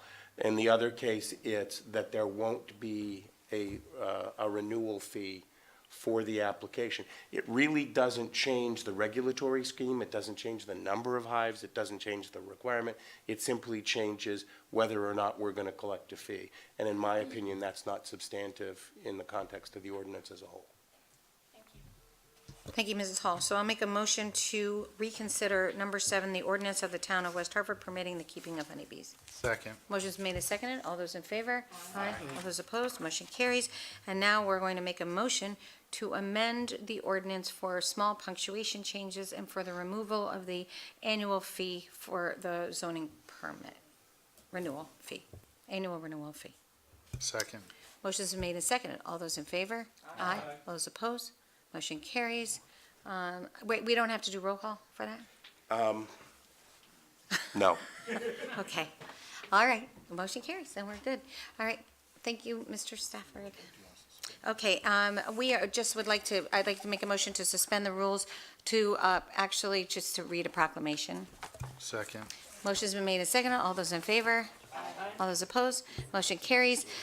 This is actually, June is Men's Health Month. Don't go, Ms. Garman. You may need to hear this. No. I'm teasing. June is Men's Health Month, and I was requested by the program quarter of Men's Health Week organization. Many mayors are doing this in towns. And so this is just, whereas despite advances in medical technology and research, men continue to live an average of 5 years less than women, with Native Americans and African American men living the lowest life expectancy. And whereas educating the public and health providers about the importance of a healthy lifestyle and early detection of male health problems will result in reducing rates of mortality from disease. And whereas men who are educated about the value of preventative care will be more likely to participate in health screening. And whereas fathers who maintain a healthy lifestyle are role models for their children and have happier, healthier children. And whereas Men's Health Network worked with Congress to develop National Men's Health Week as a special campaign to help educate men and their families about the importance of positive health attitudes and preventative health practices. And whereas Men's Health Week will focus on a broad range of men's health issues, including heart disease, mental health, diabetes, prostate and testicular and colon cancer. And whereas the citizens of this state are encouraged to increase awareness of the importance of a healthy, it's actually this town, whatever, importance of a healthy lifestyle, regular exercise, and medical checkups. Now therefore be it proclaimed that on behalf of the Town Council and the residents of West Hartford, I, Mayor Sherry G. Cantor, do hereby declare the week leading up to and including Father's Day, June 18, 2017, as Men's Health Week in West Hartford, and encourage all of our citizens to pursue preventative health practices and early detection efforts. And stay healthy, all the men in the room and in our town. Thank you. All right, now you can go. Stay healthy. Number 9, Mr. Tate. Thank you, Madam Mayor. I move the adoption of a resolution authorizing submission of the Neighborhood Assistance Grant application. Motion's been made and seconded. Mr. Van Winkle, can you just do a quick recap? Sure, this was subject to a public hearing earlier. The state of Connecticut provides tax credits to businesses that make donations to sponsored nonprofit agencies. There is a process we go through each year, and agencies go to individual businesses seeking that donation, and which would qualify them for the tax credit. And part of that process requires that once we have that list of businesses making that commitment, that the town council approve that list as sponsored nonprofit agencies, and then it goes then to the state of Connecticut for the allocation of the tax credit monies. Thank you. All those, and so, any questions or comments? I just want to make sure that we have the list, it's not in our materials, but that the list is part of the record? It is? Okay, great. All those in favor? Aye. All those opposed? Motion carries. Number 10, Mr. Deva.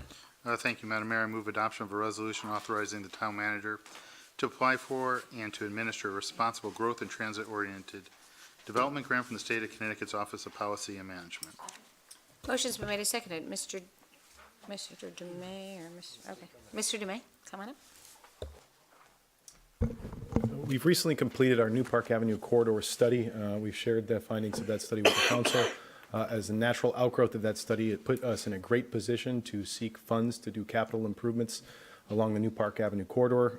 Luckily for us, this OPM grant came out, and it appears that we have an eligible project to do a complete streets improvement for a portion of New Park Avenue. So consistent with the requirements of the OPM grant, we need council authorization to identify our town manager to apply for and administer the funds. Terrific. Any questions, comments? congratulations, well, not congratulations Oh, yet, yeah. but yes, thank you so much for your hard work on this, and good luck. Thank you. And hopefully we'll be congratulating you. Thank you. All those in favor? Aye. All those opposed? Motion carries. Number 11, Mr. Van Winkle. Thank you, Madam Mayor. I'll speak for the manager. I moved that we adopt a resolution to appropriate a State of Connecticut Department of Energy and Environmental Protection grant in the amount of $500,000 to the Capital Projects Fund. Motion's made and seconded? Okay, yes. I'm sorry. Good evening. I'll keep it brief. Dwayne Martin, West Hartford Town Engineer. So we applied for and received a grant through a bond for Trout Brook Trail Phase 3. Phase 3 is a section that we have some concept designs for. It runs from Park Road down to Jackson Avenue, so it would connect to the recently constructed piece, Phase 2. The concept designs, we had a couple different designs, just to give you a little bit more background information. One was to keep the road essentially the way that it is and put the trail actually on the roadway. But that obviously wouldn't resemble a trail. And what we struggled there is there's about 13 houses, single-family homes, and this would be a section where the trail would be essentially in their front yard. So that's why we came up with that concept. We met with the neighborhood, we did some outreach, we came up with a second design to actually narrow the roadway. The only downside to that is we would eliminate parking along the front of their homes, but they have long driveways. It was very well received. So what we're going forward with this grant is basically to have a trail. It'd be off the road, but close to the road. So essentially that's what we're hoping for. Okay, thank you. And just to verify, so this is the approval to apply for the grant, or to receive the grant, appropriate the grant. But number 13 is entering, actually, that is the, could you maybe just mention that? Yes, there was a series of documents that came with the award of the grant that we need to engage in agreement with the state. Where will we be without paperwork in the state? Okay. So that's what that is, that resolution is pointing towards, to authorize the town manager to enter into this agreement with the state. Okay, thank you. So we'll vote on each of them separately. All right, thank you, Mr. Martin, for your work on this and for your outreach and planning it. This will be a wonderful addition to our community. Okay, any other questions or comments? All those in favor? Aye. All those opposed? Motion carries. Number 12, Mr. Davidoff. Thank you, Madam Mayor. I move we adopt a resolution to appropriate grant funds in the Capital Project Fund for Phase 6 of the multi-use Trout Brook Trail. Motion's been made and seconded. I think Mr. Martin's probably going to talk to this too. So yes, Phase 6 is the section from Duffield Drive down to Fern Street, and we've been in design for quite some time. We're essentially in a final design phase. The design changed as we went through some of the outreach and issues that we contended with. So the cost of the project increased, unfortunately. The original grant amount, or the estimated construction cost, was about $355,000. During the design, we realized that we had to extend some of the retaining walls in a few places to make the grading work, such that the trail would be safer, wide enough for all users, and not essentially put you next to a drop-off towards Trout Brook, the watercourse. So, but unfortunately, walls can be expensive. So essentially, it drove the price up over $100,000. We went back to CROG and petitioned to get an increase in the grant, and it was approved. So what you're seeing here is essentially recognition that additional grant funding was put into the project to total, actually, I don't see the amount there, but I have the grant here. Bear with me a second.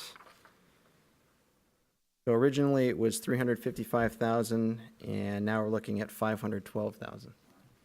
And that was all covered by grant funds. Yes, 100% funded for the construction. Terrific. Okay, any comments, questions? All right, thank you again. Congratulations on that. And all those in favor? Aye. All those opposed? Motion carries. Number 13, Mr. Davidoff. Thank you. I move adoption of a resolution authorizing the town manager to enter an agreement with the Connecticut Department of Energy and Environmental Protection in order to undertake Phase 3 of the multi-use Trout Brook Trail. Motion's made and seconded. This has already been discussed. If there's anything further, no? All those in favor? Aye. All those opposed? Motion carries. Thank you, Mr. Martin. You're welcome. I appreciate it. Number 14, Mr. Davidoff. Thank you, Madam Mayor. I move adoption of a resolution to appropriate a Bailey Fund grant in the amount of $1,475 for the purchase of a heifer for Westmore Park.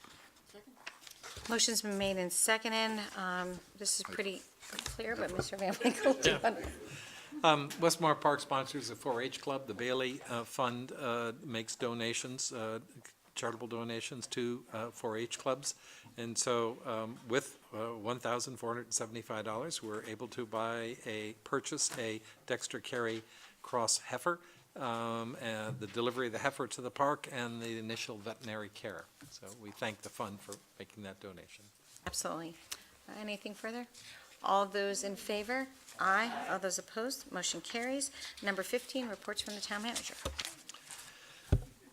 Yes, quickly, on July 1st, you will no longer stand in your garage and try to figure out whether you're supposed to take the recycling barrel out this week or next week. So starting on July 1st, we will be picking up recycling at every household in West Hartford every week. So please recycle as much as you can.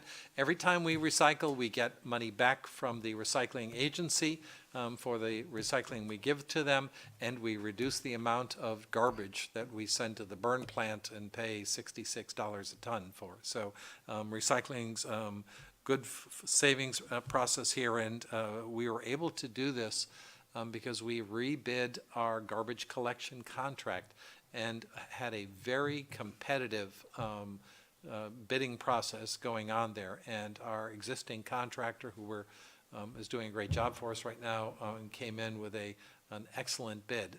And so we saved a substantial amount of money in our budget this year and are able to move towards something which I have heard multiple times from residents of, why can't we pick up every week? And this will allow us to do it at a much lower number. So I'm very pleased to say that.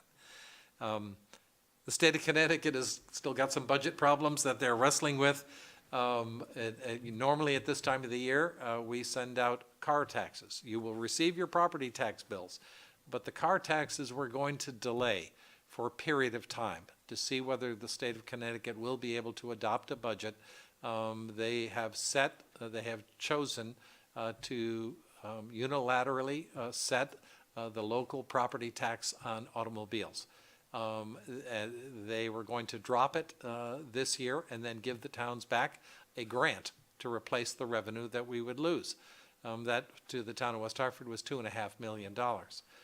With their financial concerns, we have been told it is highly likely that they will not reduce the mill rate on automobiles because they don't want to give us the $2.5 million, I think. But so they won't do that. So we're going to wait for a while, probably until September, before we make a decision of what mill rate we're going to send the tax bills out on. And so if for whatever reason the state cannot make a decision on this issue, we're going to have to use the mill rate they dictate. If they are able to make a decision, we'll use the mill rate they dictate at that time. But until they make that decision, we can't do anything. And again, if they can adopt a budget for a longer period of time, we're going to have to make a decision on what to send the bills out. So don't look for your tax bill on your automobile. Do look for your tax bill on your home. Our 2 parking garages in Blueback Square are going to kiosks. Kiosks will allow the garage to operate more freely, cars flowing in and out of the garage. And I just want to remind everybody that if you have a smartphone and you download the Passport Parking app, you can pull into a space in West Hartford or into our garages, go into the restaurant, order your drink, and then sit down on your smartphone and register your car and pay your parking fee. All done on your smartphone. And we have 8,000 residents who are already doing that in the town of West Hartford, and it's a very simple thing. And it feels a lot better than pulling out your credit card to do it at that moment. So the police department asks everyone to lock their doors. We had a rash of car break-ins just recently, although this has been a very common crime in the region as well as West Hartford. Persons are coming into the community late at night, checking car doors. If the door is open, they go in and they take whatever they can. If you left your keys in your car, they take your car. So don't leave your keys in your car. Lock your car doors. Make sure you lock your house doors. It's just a safety thing. It's not so hard to do.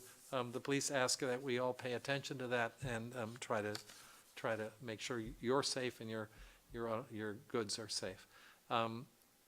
June is Dog License Month.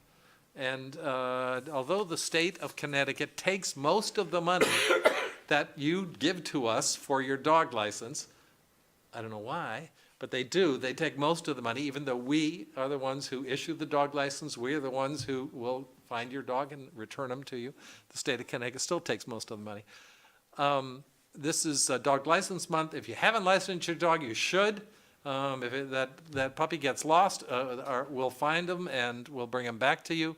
It's a good thing. And a dog with a West Hartford license on their neck holds their head up higher when they're out. So they're proud to be a West Hartford dog in that ID. So please register your dog this month, June. Thank you. Any questions? I'd be glad to answer them. Quite a finish. All right, questions for Mr. Van Winkle? Did you have one? Oh, you can go first if you want. Okay, Ms. Hall, go ahead. Sorry. Thank you for that report, Ron. I just have a couple of questions. As most everyone knows, we're looking at the state of Connecticut's Yukon property. We have not signed a contract yet. We're still looking at things. I know we had a meeting with Deep. A point of order, Madam Mayor. Yeah, Leon. My point of order is we're still in negotiations with the university, and I really don't think it's an appropriate topic to be discussed in a public forum. I think the question on what Deep says about what's happening there is not a question of money or anything else. It's a question of what would the town be required to do in terms of this property. I appreciate your And it's question, not anything Mrs. Hall, that- but I think I would defer to Corporation Counsel with respect to my contention that we're still in negotiations with the university. But again, I'm not speaking about what we're talking about with the University of Connecticut. I'm asking about what DEEP said would be the requirement of any purchaser, which is certainly something that anyone calling up Deep could find out. And I think that's something that residents would want to hear about.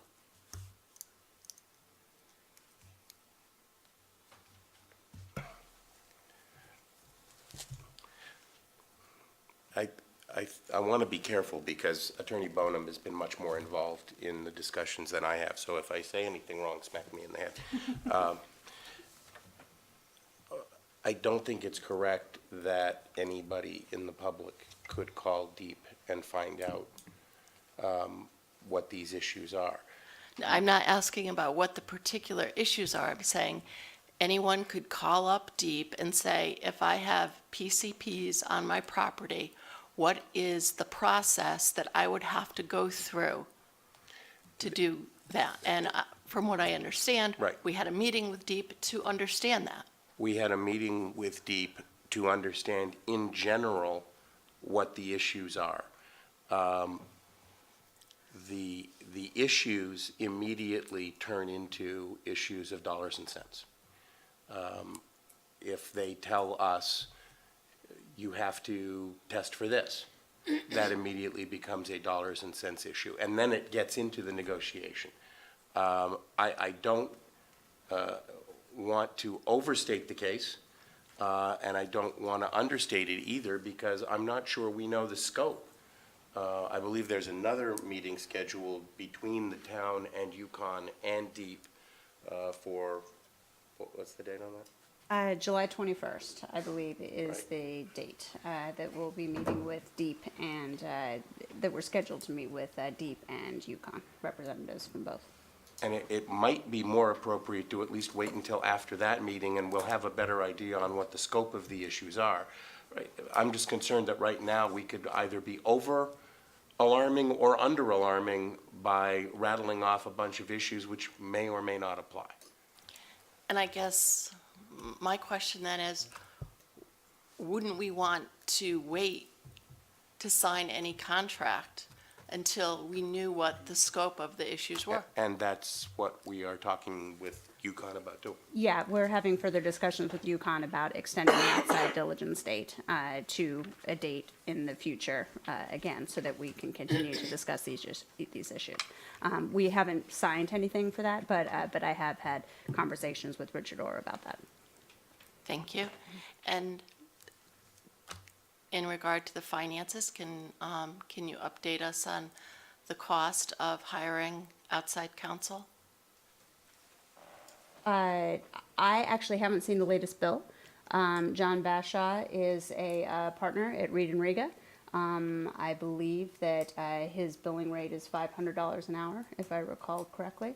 But the bills are sent periodically to our office and then forwarded to Mark McGovern. He would actually have a up-to-date amount for what has been expended on legal fees so far, which I could get to you tomorrow if you'd like. I would, unless, I don't know, Mr. Van Winkle. if you I have wouldn't any- know the answer to your specific question about what we spent on legal fees. And in truth, we haven't used Mr. Bashaw a lot. We have recently had him attend meetings with us. And so he was at certainly our meeting with Deep. You know, we have spent approximately $180,000 doing due diligence, you know, doing surveys of the property, doing estimates of demolition of buildings if buildings were to come down, inspecting for the purpose of finding environmental issues on the property. Those inspections were conducted when we followed the appropriate process when we found something. It's called a PCB, really very common in buildings of this age, and very straightforward in the removal. We've removed them from our properties. We gave that to DEEP, to the Department of Environmental Protection. They gave it to EPA. There's a process of now ordering UConn to remove the PCBs that were found on that property. We spent some dollars on looking at development options for the property. So to date, we have expended more than $180,000 doing our due diligence. And as Attorney Bonham has said, you know, we've extended our due diligence date. We're supposed to be completed by a date 5 times now. As we do that work, we're trying to make sure we have full understanding of what we are purchasing here. We were to have been completed that due diligence on the 23rd of June, and we have again asked them to extend it into July, so we could continue to do some research on the property, so we could better understand what the actual costs that the town might incur on that property, or whether the town should incur those costs or the university. So we're still in a due diligence process, and it will again end in July. We'll see. We haven't had a sit down with UConn yet to discuss the particulars. So there's more to come, but we're still doing what we should be doing, is making sure we understand exactly what we're purchasing and what costs we might incur should we purchase that. Thank you. Thank you, Ms. Hall. Mr. Barnes? Actually, You're good. I'm going to follow up on this Yeah, yeah. topic, but I would defer, you were next in line if you wanted to. Go ahead if it's continuation of the topic, but be careful of.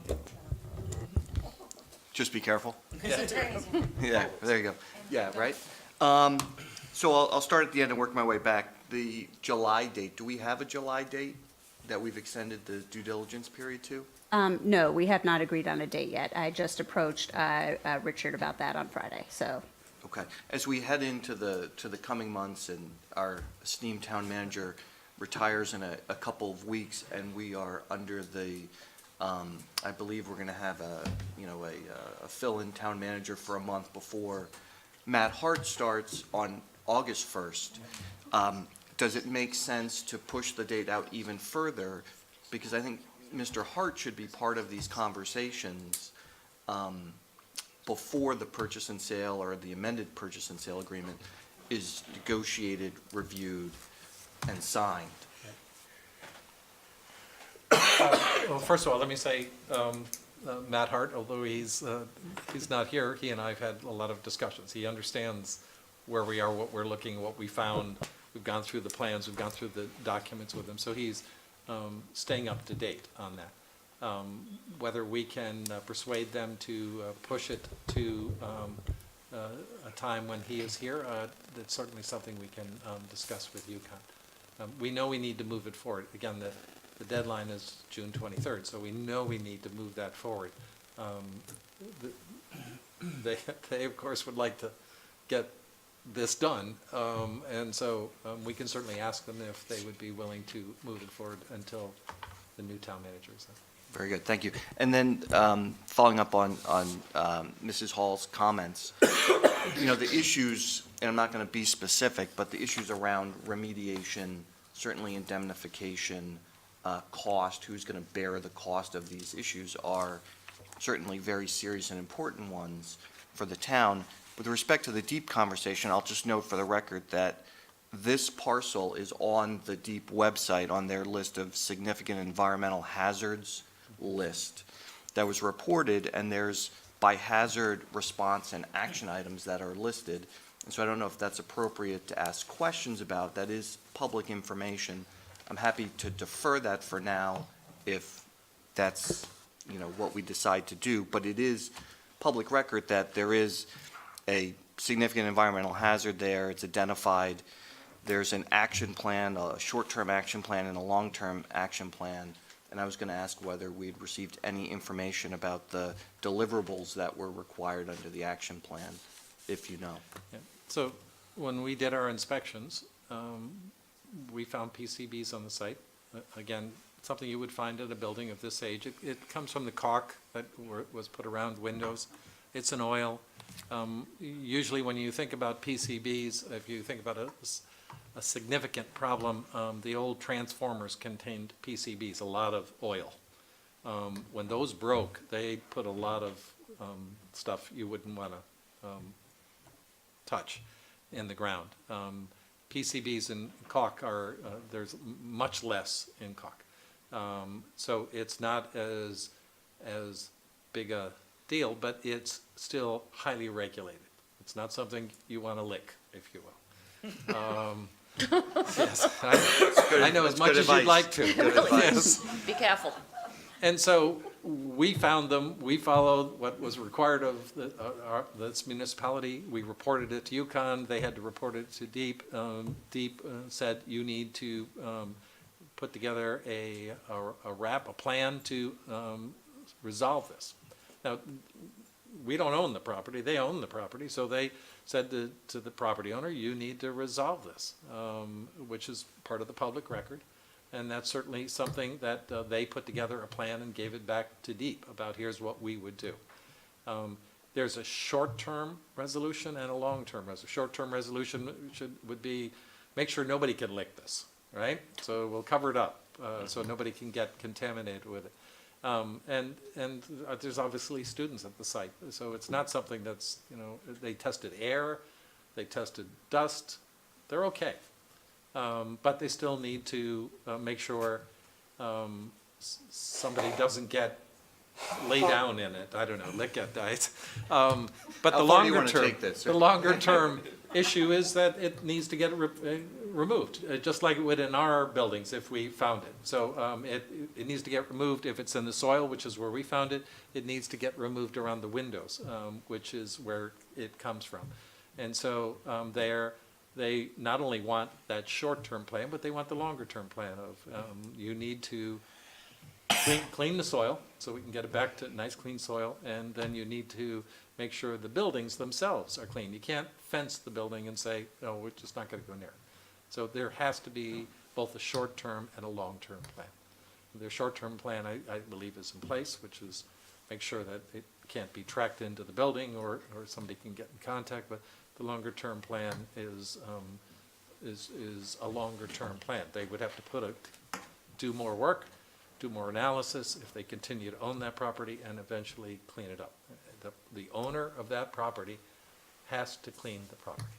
It's not something Deep's gonna go, okay, somebody else owns it, we're not gonna care.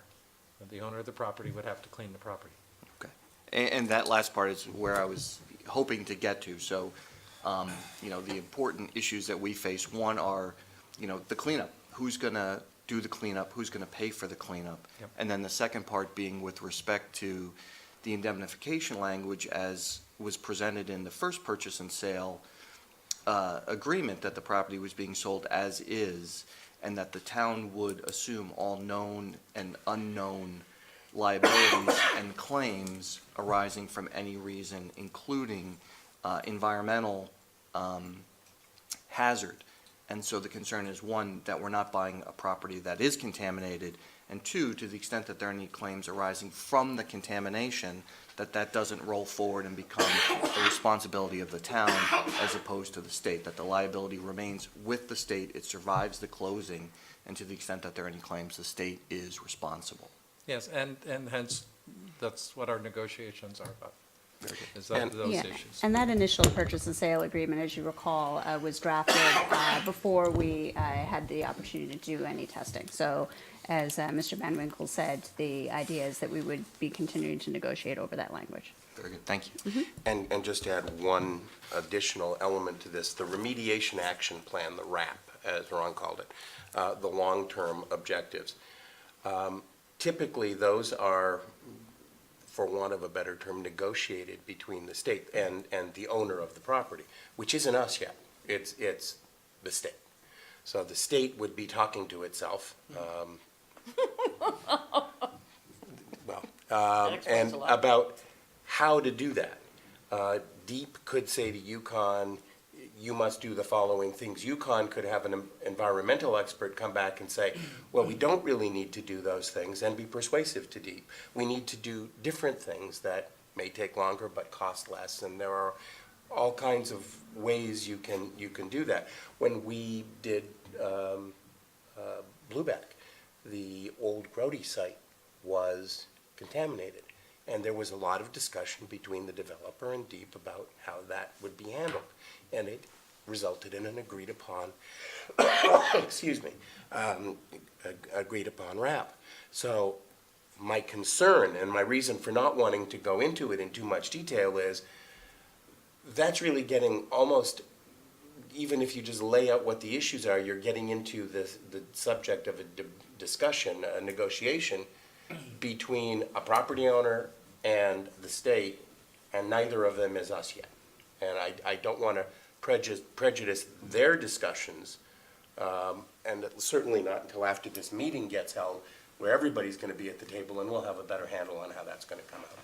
And just to emphasize, we're knowledgeable of what you're talking about. And we extended the due diligence date, 5 times to make sure that we know what we're doing. So, and we will extend it again if we feel that that's necessary to make sure that we know. And it will then come back to you for discussion about, all right, here's what we the administration has come to a conclusion as this is a reasonable approach.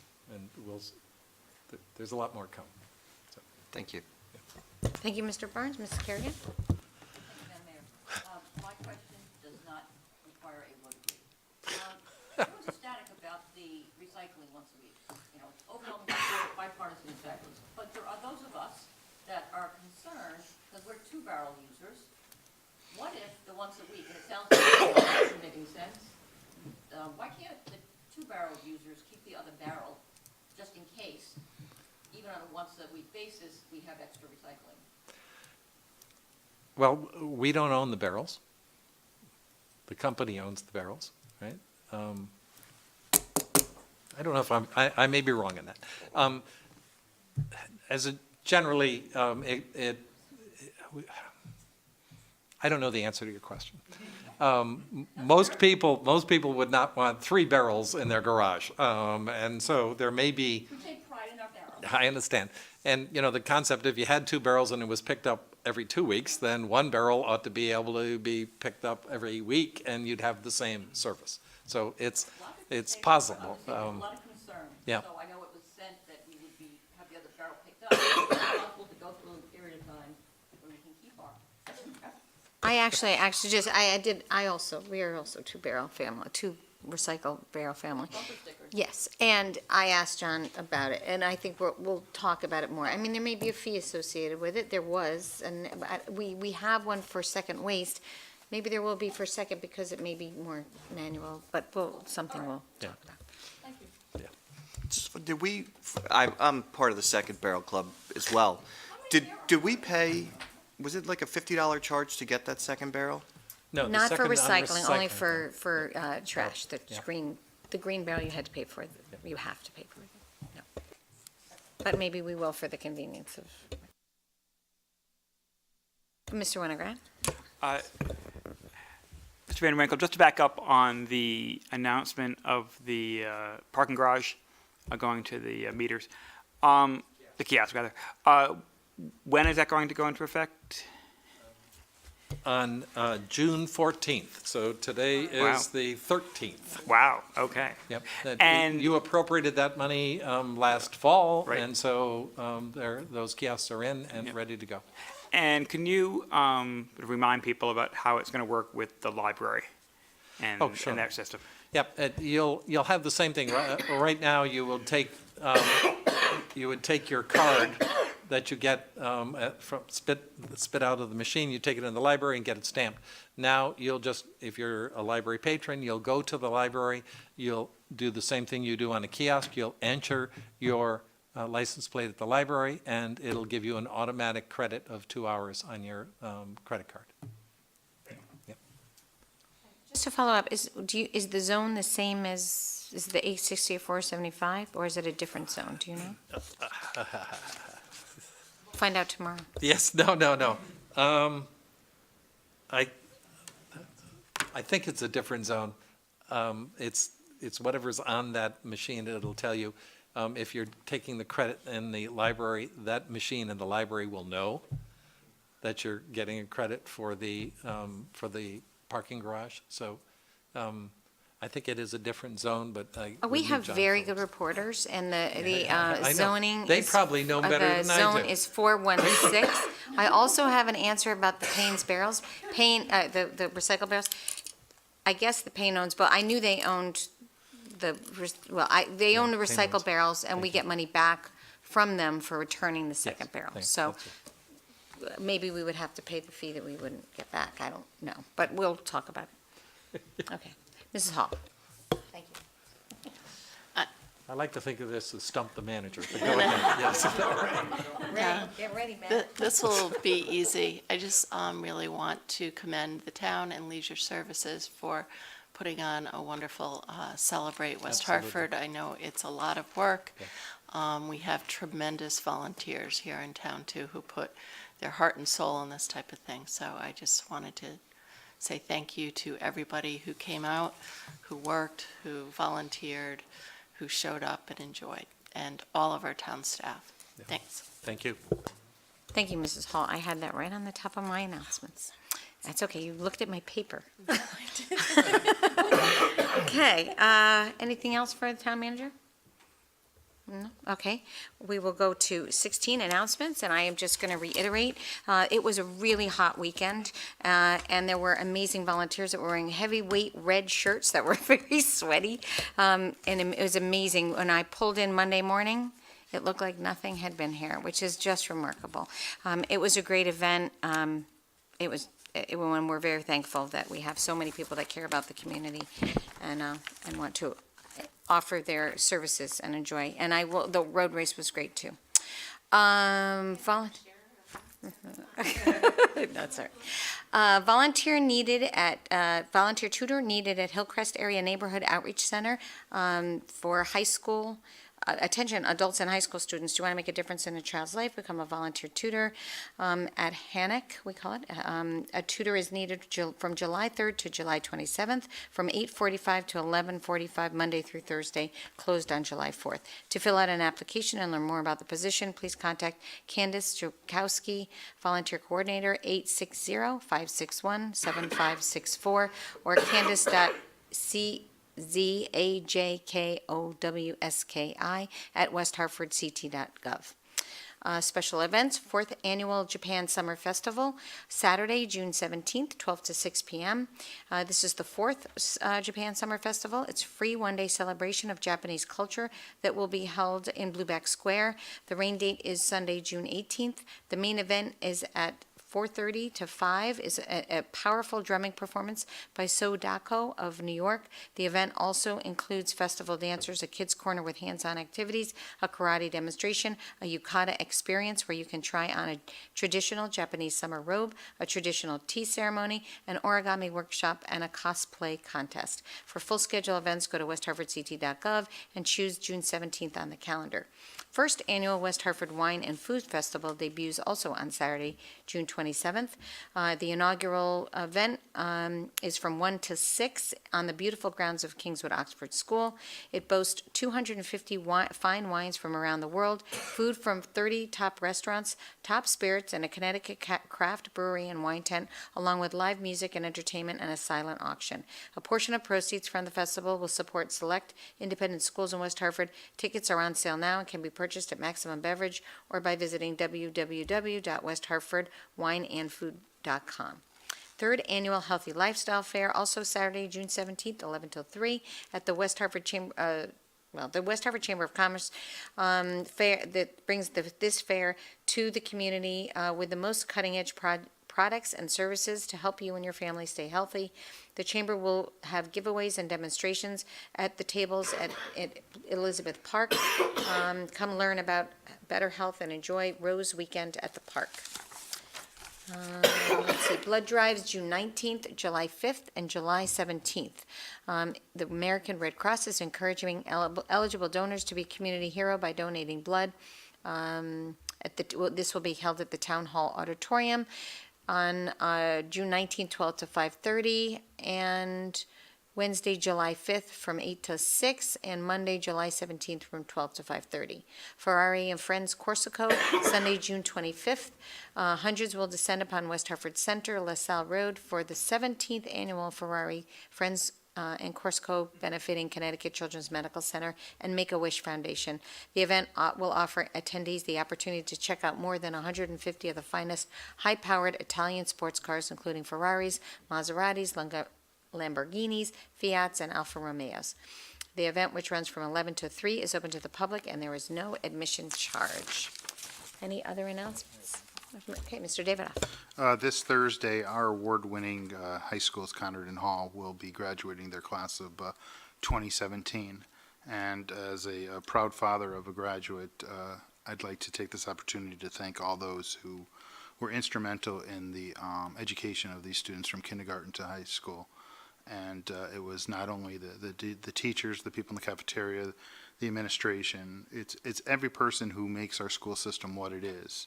And it's a great accomplishment. And when you step back and look at it and think about it, this community is blessed to have two high schools of such high-performing students and high-performing educators and people who really care. And that phrase that it takes an entire village to raise children and to raise families, it's so true here in West Hartford. And we're so fortunate to be able to have that here in our community. And Thursday is just the way that we recognize the success of all these students and all the variety of programs and studies that they've undertaken. And I just want to take a personal privilege to wish all the graduates of both Conard and Hall much success in all their future endeavors, and to do great things, and to let you know that as a town, we're proud of you, and we're here to support you in whatever life offers you. But thank you for this opportunity to say that. Thank you, Mr. Davidoff. Congratulations to you and your family. And if there'll be it's supposed to be a nice, cool night, which will be great. Anything else? No? Okay. Number 17, reports from Corporation Counsel. I don't have a formal report. I do, however, have a little light reading for you. It suddenly dawned on me that I have not provided you with a litigation report since I was appointed Corporation Counsel. So I asked that we put one together, and after the groaning ended in the office, I was provided with this afternoon, so I'm going to distribute it. And if you have any questions, it's really a tedious and thankless task to do this, but it's important, and we know that. So I'm going to pass it out, and if you have any questions, you can either call our office, or we can discuss, since it's litigation, it would be an executive session at your next meeting. So I'll pass it out to each of you as we adjourn. Thank you, Mr. O'Leary. I'm sure that question was coming your way very soon. Let's see. I just have a correction for the record. The parking zone actually is 203, which is the other area code. So it wasn't 413. So it's 475, 860, and 203. All right. We have no appointments. I thought we had one. Yep, sorry. Okay, Mr. Davidoff. Thank you, Madam Mayor. I move that we reappoint James Felice as constable for a term ending 12/31/2020. Motion's been made and seconded. All those in favor? Aye. All those opposed? Motion carries. We have consent. No we're going to do 28, Mr. Davidoff. Actually, I will do number 28. 27, okay, number 27. Move adoption of the consent calendar. Motion's made and seconded. All those in favor? Aye. All those opposed? Motion carries. Number 28, communications from Matthew McGrath, 5/23/2017, resigning from Design Review Advisory Committee, and from Kelly Clark, 6/13/2017, resigned from the Library Board. I move that we receive. Motion's been made and seconded. All those in favor? Aye. All those opposed? Motion carries. Thank you for your service. No petitions, no executive session. I move that we adjourn. Motion's been made and seconded. All those in favor? Aye. All those opposed? Motion carries. Good night.